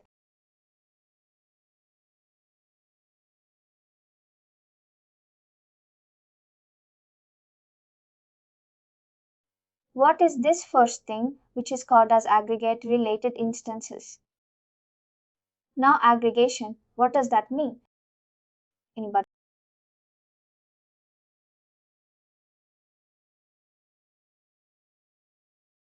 Anyone wants to try to talk about aggregate? What does the word actually mean? Aggregation. And now functions. You can consider that, but aggregation is basically summation. You know, you combine the things together. That is called as aggregation, and it says aggregate related instances. What happens here? See, what does it say? You can set up the calculated field to list all instances associated with the source field related to a business object. This calculated field eliminates duplicate instance in the return value. As rightly stated, what does it say? It is basically following a AND. Do you remember? You said A or. Again, it is either or. Correct? Duplicate means what? Only the unique common values it is going to show you. It is not going to show you anything else. You have the steps. And then, how do we do it? You have the steps. Right? All the steps are here. But what I am going to do? These are easy things. These are not difficult, like arithmetical calculations. You can easily go through the document and complete it. But what are the things which is actually very confusing? How do we use them? There is a particular set of fields. There is a particular set of fields which is not easy at all. I am going ahead and explaining that to you. And now that will help you to perform certain activities which you may not have done before. Let me open the notepad. Give me a minute, because I have noted down a very important requirement from one of the client which I am going to discuss it with you. That is a live use case which I will show you.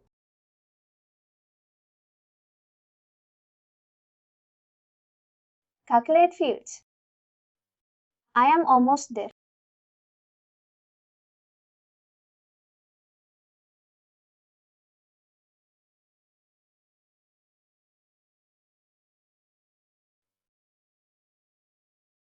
Can you see a notepad in front of you?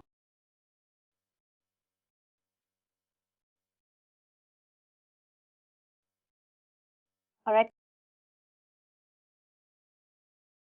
The requirement here. What does it say? It says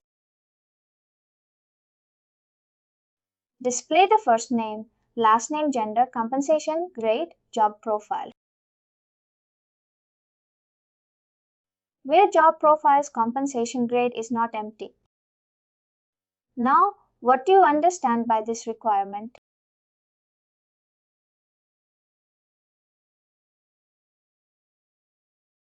Anybody? Here we have to display first name, last name, gender, compensation, grade, job profile. All these details where a grade profile is not empty. There is a specific thing which says job profiler's compensation grade is not empty. Now you will get these fields. First name, last name, gender on worker business object. Right. Right. Right. We have seen that in our report also. We have seen that. When we use the compensation grade, we actually used what? Job profile. We used a business object called job profile. That was a related business object. And from there we picked up compensation grade. Now this requirement says that your job profile's compensation grade should not be empty,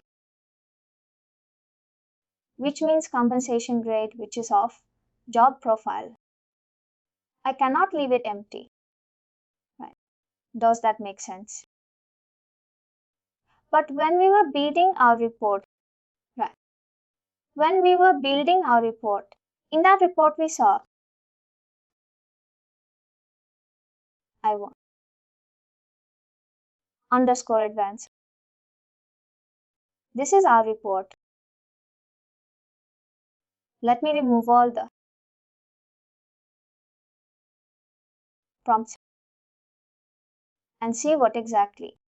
This is my report, right? First name, last name, gender, compensation grade. And it is also looking for a field called job profile. This particular field, they want not to be empty, but we can't add a filter or sub-filter here. Am I correct or no? Do you remember advanced report or you don't remember at all? Can you all hear me? We remember. Basically, we applied the filter, but it's not working because it's not a part of our worker business object. We applied sub-filters on dependents. We applied sub-filters on job profile, which is compensation grade. Right, you will see that. But because of the rule, what was the rule? The priority will be given to the fields of primary business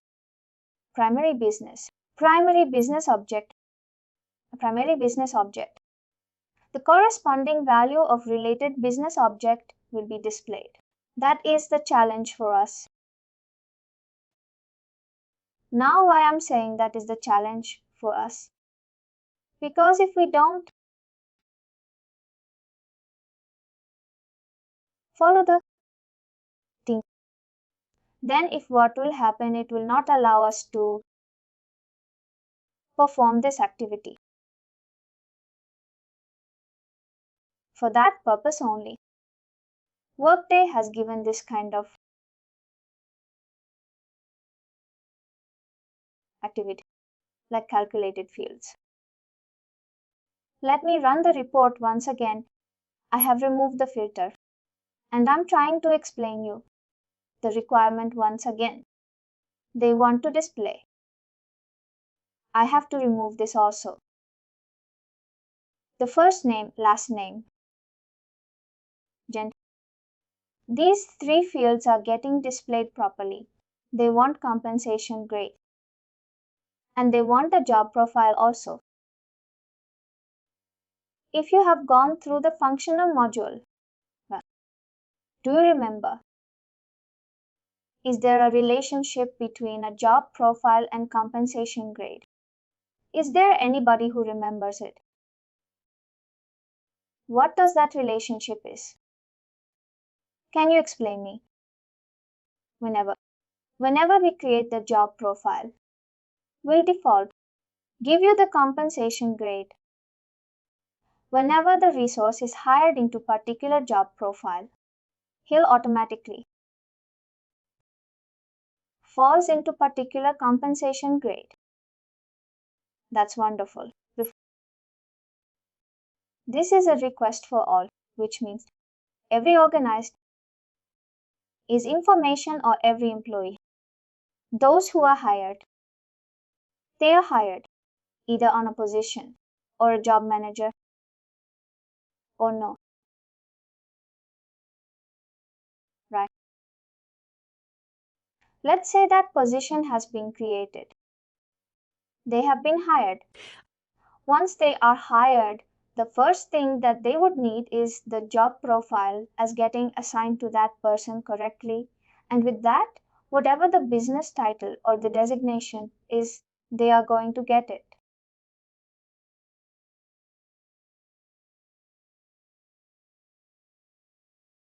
Apart from that, your job profile has a direct relationship with the compensation grade. If you have created a job profile, definitely you would have created compensation grade. Does it make sense? Yes, no, yes, it is not that for every employee, this compensation grid is blank. If I scroll it down right, see, there is one employee for whom the compensation grid is there, that is being displayed. Now my thought process is how to build a solution for this because it is on a related business object and it is not removing the empty data.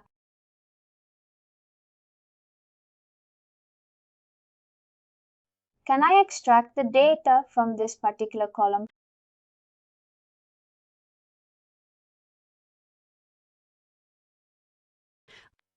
Can I extract the data which is not empty, which is not blank, extract the data from this and add it onto a field which is on the primary business object? Do you think this is a nice solution? What I'm trying to say, I'll try to say. I repeat it again. I am trying to extract the data from compensation grade which is on job profile business object. Now what data I am trying to extract? I am trying to extract the details of the employee whose compensation grid is not blank. I am only trying to receive the non-blank values.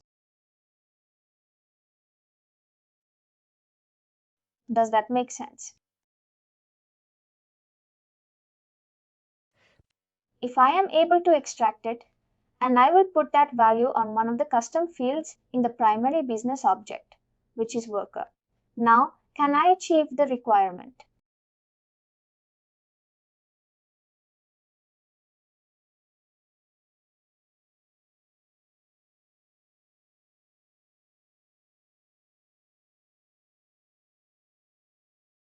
I think anybody has. Have you understood the solution or no? You haven't understood. Got it. It's clear to everybody. Yes, let's try to understand that how we achieve this kind of solutions. For that, guys, see, you need different type of calculated fields. It is not possible that you will perform it through one calculated field. There are three very important calculated fields. In Workday, you will use this almost everywhere. Now one is called as true false. Now why I am saying it is called as true false? Because why I am saying it is one of the most important. Because true false as a condition you need to use almost everywhere. And based on that, if you are trying to extract some value, there are two types of extraction. One is called as true false and one is called multi-state. And then there is lookup. Lookup means you are trying to search some value based on certain condition. We will see one by one all of this and then see concatenation is there. Then I will show you conversion of currency. This is something which is very, very easy because the rates are fixed. It's a part of your system. You need to see you just need to convert. Converting text to number, right? It's not difficult at all. What is difficult? I have picked up and I am selecting that right now. What I am going to do now is I am going ahead and working on the calculated fields. The task how do you create a calculated field is create its very simple calculated field. This is my task. This is my task. It will ask you first name, field name, business, object and function.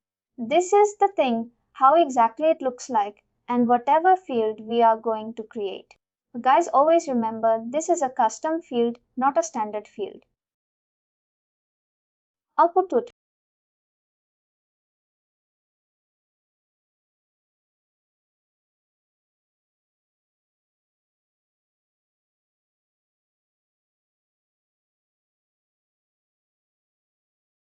I put a name word underscore CIF underscore TF. The CIF stands for calculated field, TIF stands for true false. Now, from which the business object. I have to extract the true values.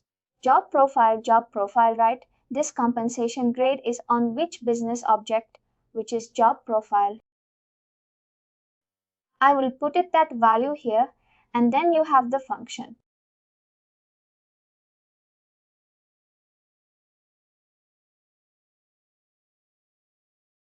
True, false.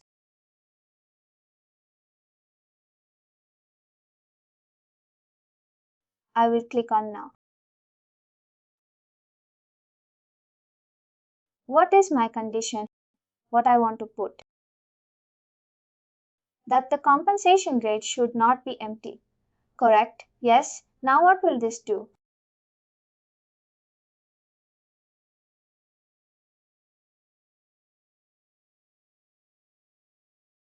This calculated field. What is it going to contain? Now field value. Value is not empty. When the field value is not empty,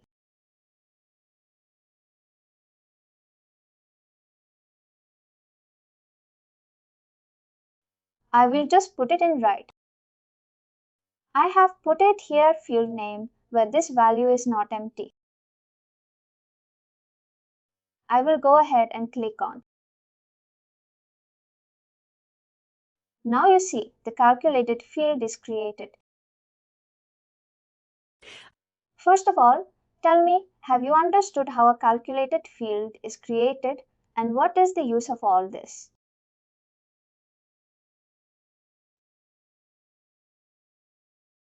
Yes, no. Is it understood or no? It's not. Yes. But can't we create calculated field on standard fields like suppose first name or last name, middle name? I'm sorry, I don't understand. I'm sorry, I don't understand. I see calculated field will always be custom field. Your question itself, I'm not able to understand. You said that can we create calculated field as standard field, right? That was your question. Yes, no, we can't do that. Generally, when first name, last name, or middle name something you want to concatenate. In that scenario, can't we use calculated fields? Yes, you can. That's what I said. That scenario you can use. But what I understood was you are asking, can we create a standard field? Yes. No, we can't create a standard field. We have to create a custom field only. Here also what I'm doing, I'm creating a custom field. What did I do? Edu underscore saf underscore tif. That's a custom field. Right? It's not a standard field. What is a standard field? Not the delivered work delivered. This is not work delivered. This is I have what I have created, right? Yes, it can never be a work delivered field clear. Thank you. I just wanted to ensure that you first of all understand this simple thing. Now, once you have the value of the compensation grade, which is not empty, now just imagine it is not necessary that there is only one compensation grade which is on everybody, right? Everybody will have different compensation grades, yes or no?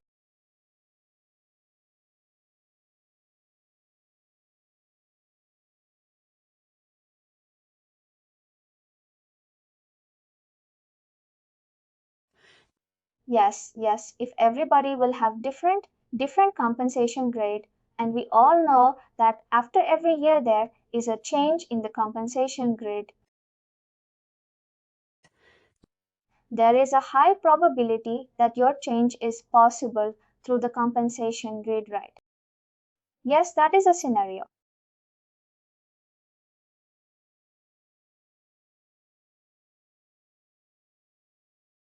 How can we achieve it?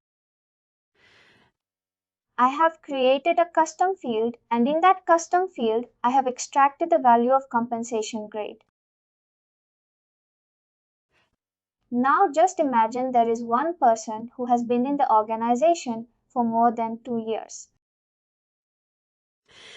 There is a high probability that the person will have change in the compensation grade. Yes or no? Yes. If there is a change in a compensation grade after every 1 year or after every 2 years, if there is a change in compensation grade, how will we know which is the exact and the right compensation grade? Because, see, what happens is when the compensation grade is assigned right, it is collected in the same business object and you have the same field.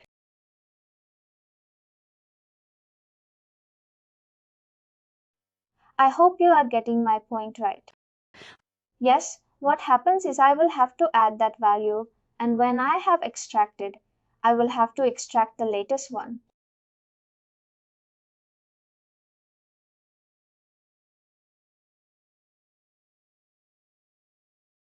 Now why I have to extract the latest one?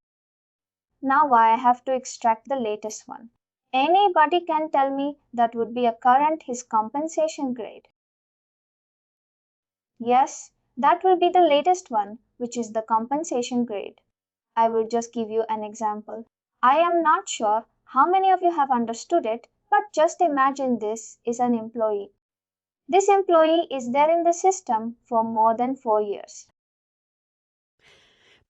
Within that 4 years, there has been 3 changes in the compensation grade come grade 1, come grade 2, and come grade 3.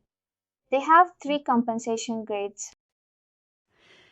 Alright, now when you have the 3 people whose compensation grades are there, what you are trying to do is you are going to extract the value. Now, when you are extracting, all the values will be extracted. You can't say that I need only one. When Workday, you can't do that. For that purpose, what we can do is there's another calculated field which is called as extract single instance. Single instance. I hope you understand the meaning because we have discussed this multiple times. Do you understand what is single instance? All of you. What that is going to do? If it is a single instance, what it will do? It will hold only one value. In a list of values, it will give you only one value, right? That's the benefit of using single instance. And now what you are doing, you are not using that. You are extracting the help, extracting the value with the help of that particular field, which is what can tell me another calculate field.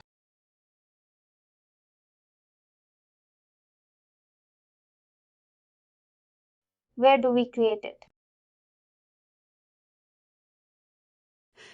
Now the question arises, if I have to create this field, on which business object should I create event job profile?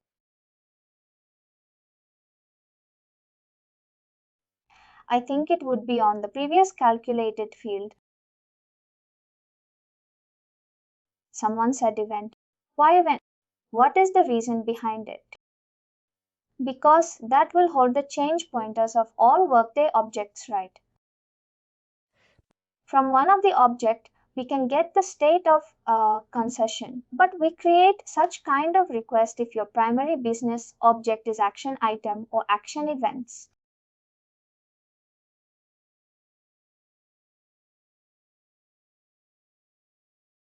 We don't have that right. What do we do in that scenario? See, at the end of the day, you also have to remember, you need to add a filter on that. Where can a filter be added onto a particular field? Business object worker. Business object. Primary business object. Primary business object.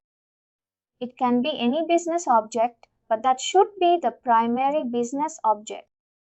For in this case, which is my primary business object worker?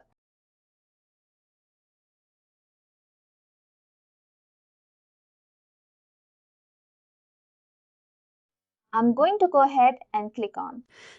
Now, this might confuse you a little bit because this field is little, not easy to understand.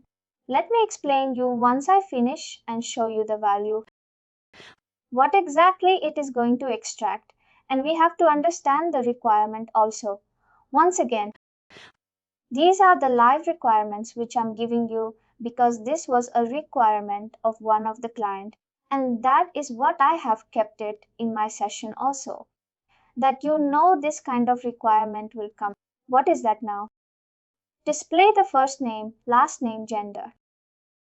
These three fields I am getting very easily. There is no problem. Compensation grade. Job profile, right? There are 5 fields that I need in my report. Now compensation grade is there. Gender, last name, first name is there. Now there is one field required which is called as job profile. This job profile field is not there. But what do we have? We have compensation grade. Is there a relationship? Again, I'm asking you, is there a relationship between comp grade and job profile? Yes, no, yes, right.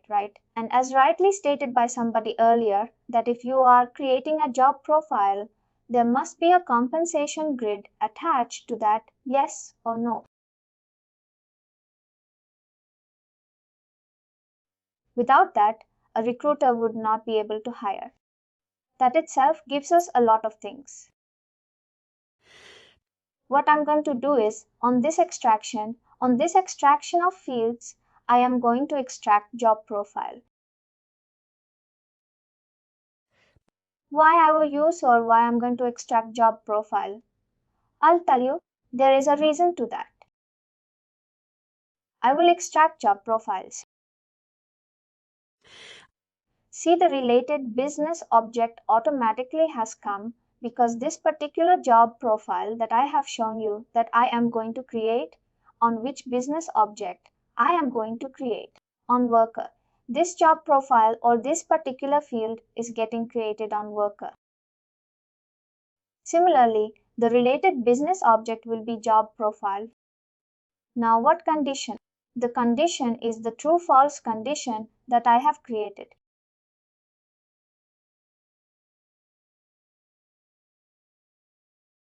This field has the non-blank value of all the employees. Who has what?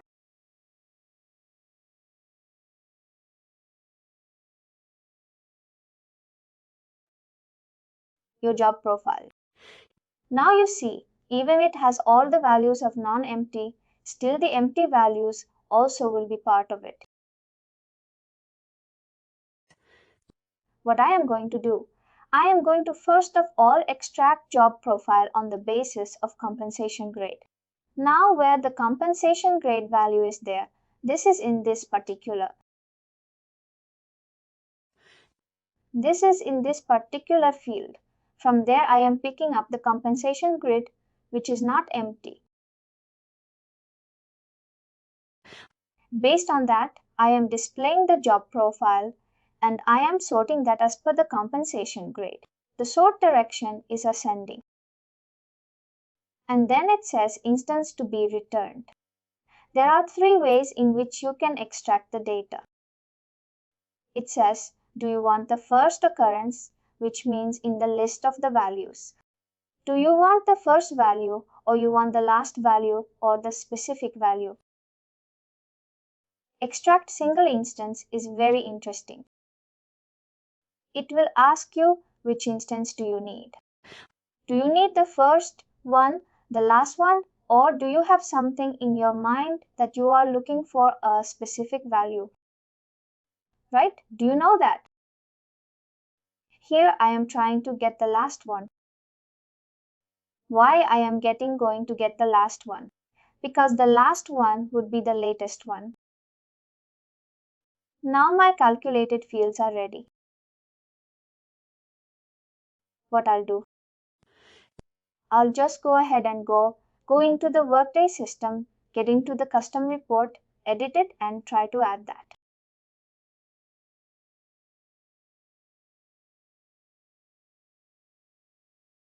It's not necessary that I add everything. I just need the job profile to be displayed, right? What I'll do? I'll just use worker and in that I have to fill the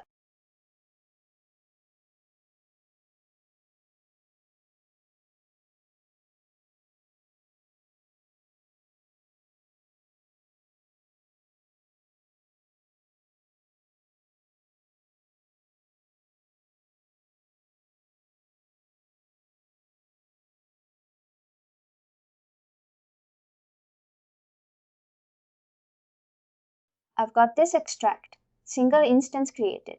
I'll go ahead and click on. What happens? What do you think what is going to happen now when I click on run? What do you think what is going to happen? Tell me to disturb the non-empty compensation grade job profiles.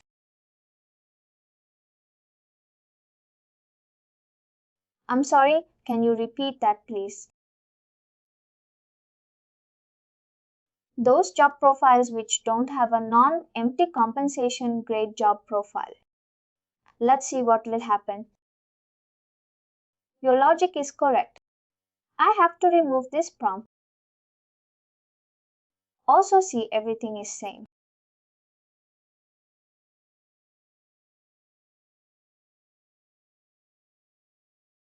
Nothing has changed. You see that my compensation grade is also blank and my job profile, which was supposed to be displayed, that is also blank. But wherever the compensation grade is there, the job profile is there, right? Do you see that? Yes. What did we do in our calculated field? Let's go back and try to understand. I said, display the job profile based on this condition. What is this condition? That my compensation grade, which is not empty, should be part of it. And then, based on this, I extracted the job profile. Wherever there is a compensation grade, job profile would be there. And then I have sorted that as per compensation grade. Now you see, the compensation grade is here. The job profile is also being displayed. What I can do, I'll go ahead. Click on Actions, go to Custom Report, edit it. Add this in a filter. Yes, not true, false. I'll tell you where exactly I'm going to add a filter. The true false field was created on job profile, business object, right? I can't add a filter on that. What I'm going to do, I'm going to add a filter on the calculated field that I created just now on worker right, and I'll say is not empty, alright.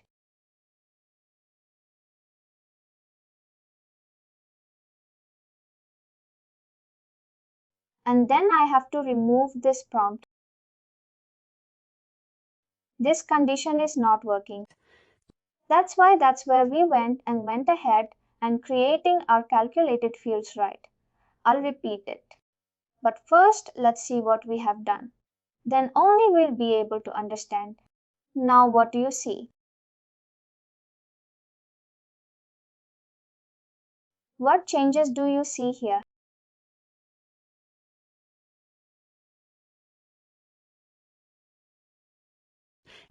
We see only those records which has a com grade. You are able to see the details of those employees, the first name, last name, gender, compensation, grade, job profile, right? This is showing me the job profile where compensation grade, which is job of job profile, which is not empty. This field belongs to job profile, which is not empty, and based on that, you are able to see the job profiles as well. That was my requirement. What was the requirement? Display the first name, last name, right gender. Compensation grade job profile, where job profile's compensation grade is not empty. Do you see this the requirement? Do you understand the requirement now? And do you see whether your report is compliant with the requirement or not? Yes? See, this is very important, guys. The usage of such calculated fields is very important. Now, why we do? We say that is very important because every day you will be using this kind of fields.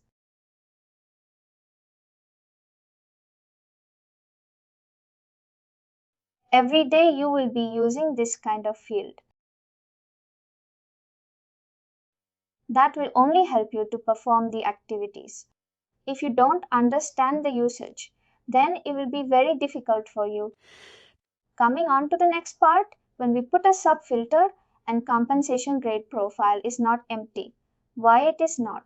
With those records which come, grade profile is not empty. See, what did I explain at that time? You're not there in the session. It's not well, but see a sub-filter. There is a rule. What is that rule? It's very important for you to remember or for everybody. I'll trip. I will remove this filter, then I will talk about it because then only you will be able to understand. I'll go ahead and click on and then run. See, now I've removed that filter.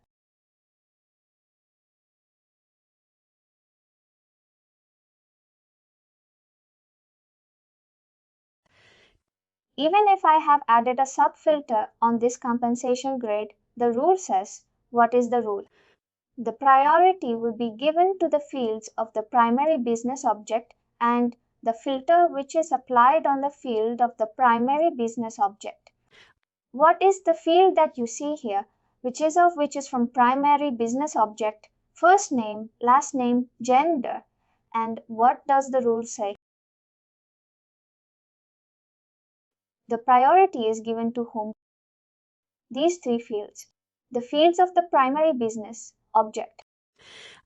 And I said that it is also given only the field which is applied as a filter of the primary business object. What does it tell you? That you can't apply a filter on a related business object right when we have applied a filter on a primary business subject. We cannot apply a filter on. No, it is not like that. Always remember the word filter. When you use filter, it's always for the primary. It is always going to be on the field of a primary business object.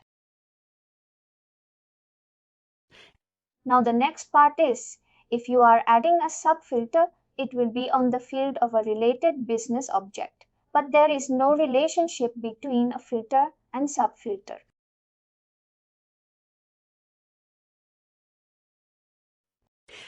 Because here the related business object and the primary business object does not share a relationship in adding the conditions.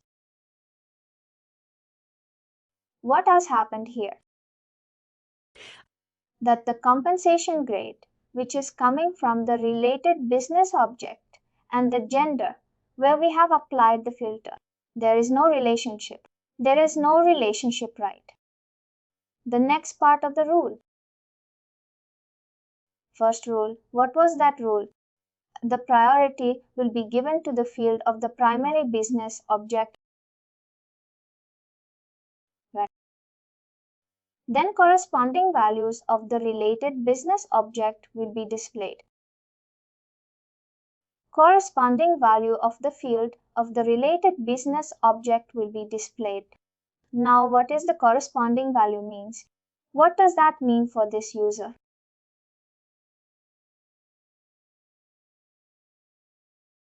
A related value, assigned value. any user. The related value is a part of your corresponding value. Here you see the first name, last name in gender that is coming off. Logan now. Logan does not have a compensation grade.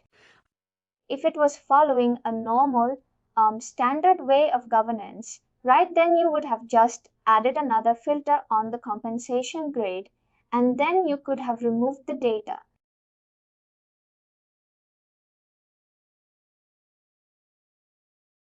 But the problem is it does not have that data. You don't have any jurisdiction because it is not on the field of the primary business subject. That is the very important part related to your this. Does that make sense now? Are you able to understand or no? You have not been able to understand. I got it. Now what we have done? We have extracted those values using calculated field, and we have made sure that we extract the values as per the requirement. We are extracting the value and keeping it on a field of a primary business object. Why did we keep it on a field of a primary business object? What is the motive behind it? Get the priority while execution because I can add a filter. That's the prior, motive that if required, I can add a filter.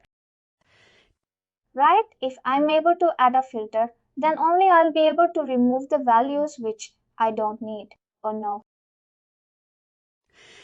No, right? This is the use of calculated fields. Guys, now you see, I'll just try to run the report.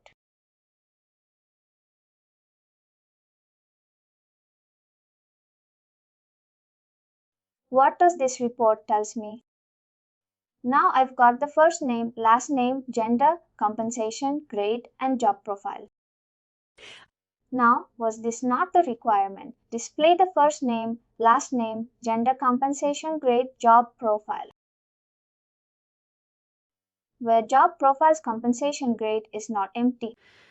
In this report, this field is coming from job profile and this is not empty anymore. Clear? I've applied the same rule. What rule? That the corresponding value of the related business object will be displayed. If I have a job profile, which means there should be, if I have a valid job profile, which means there should be a compensation grade. Yes or no? Guys, right.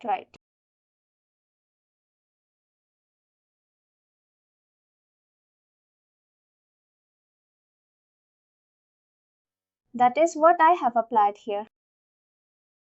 This is one of the use case of calculated fields.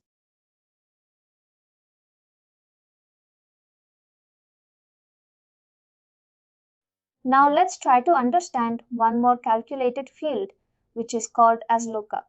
What do you understand by lookup? Anybody condition? Well, no, not the condition value. Simply looking up to the field which is available in other table. Look up, if you're sitting somewhere, just think in that way, and someone asks you to look up and check, and look up and see what you will do, doing the search based on key value. Yes, you are searching something. You're trying to find something with the help of certain condition, right? That is called as lookup related value. The field which I have selected is lookup related value, which means there is a relationship and you are trying to get that value on that relationship. That's the reason you have lookup related value. What I'll do, I'll just try to create a calculate field. Let's sayym underscore shift underscore lar.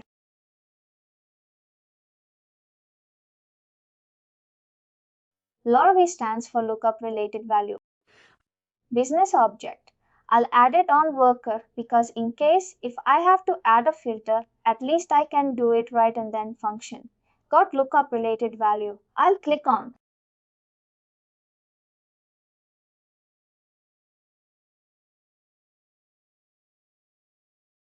Now it says lookup field.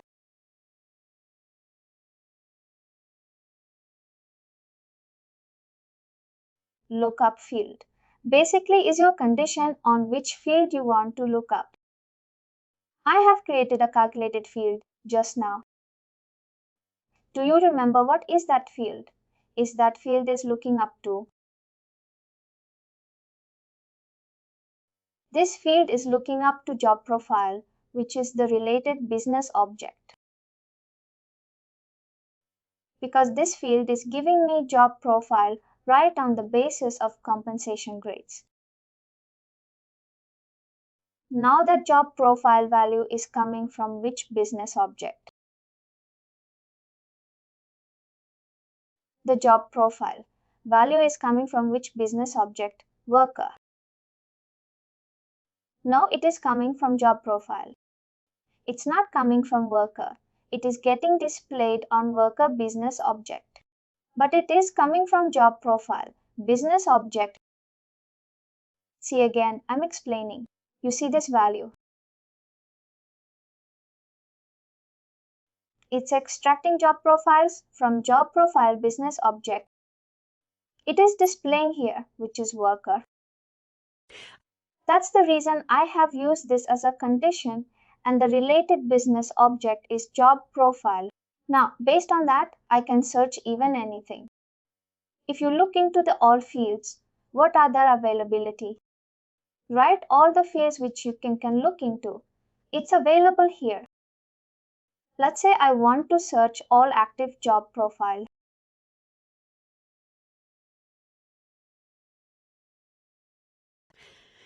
In this tenant, I am trying to say whatever active job profiles are there, I need every job profile. What I'll do?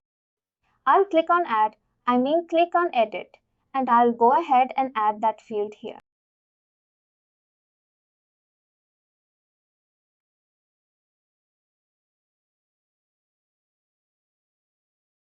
I've got because that is also created on worker only.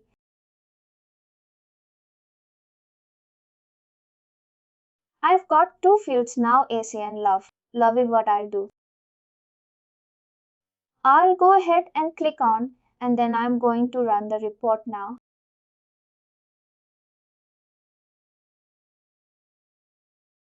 What is going to happen?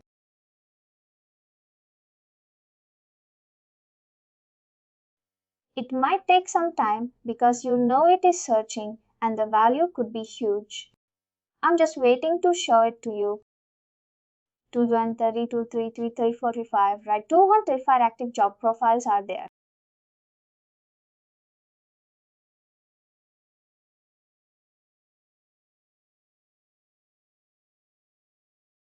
This is showing the active job profile, right, based on the job profile. Business object. Everywhere you will see the same field. Value is there because that is what it is extracting.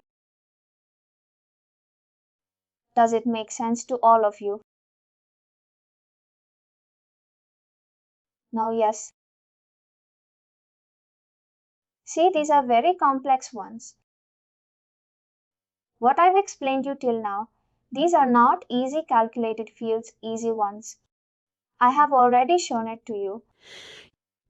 Arithmetical calculation, concatenation, conversion of text to a number, number to text, right? All those things are really simple. And that's the reason I said that I would not get into it. But these three things are very, very confusing. First of all, why I'm telling you confusing? Because you know it might confuse you that what condition I was trying to choose to build this. Right? That condition will become difficult. The result now. After that, what you have selected is you're trying to search the value. You're trying to look up a related value.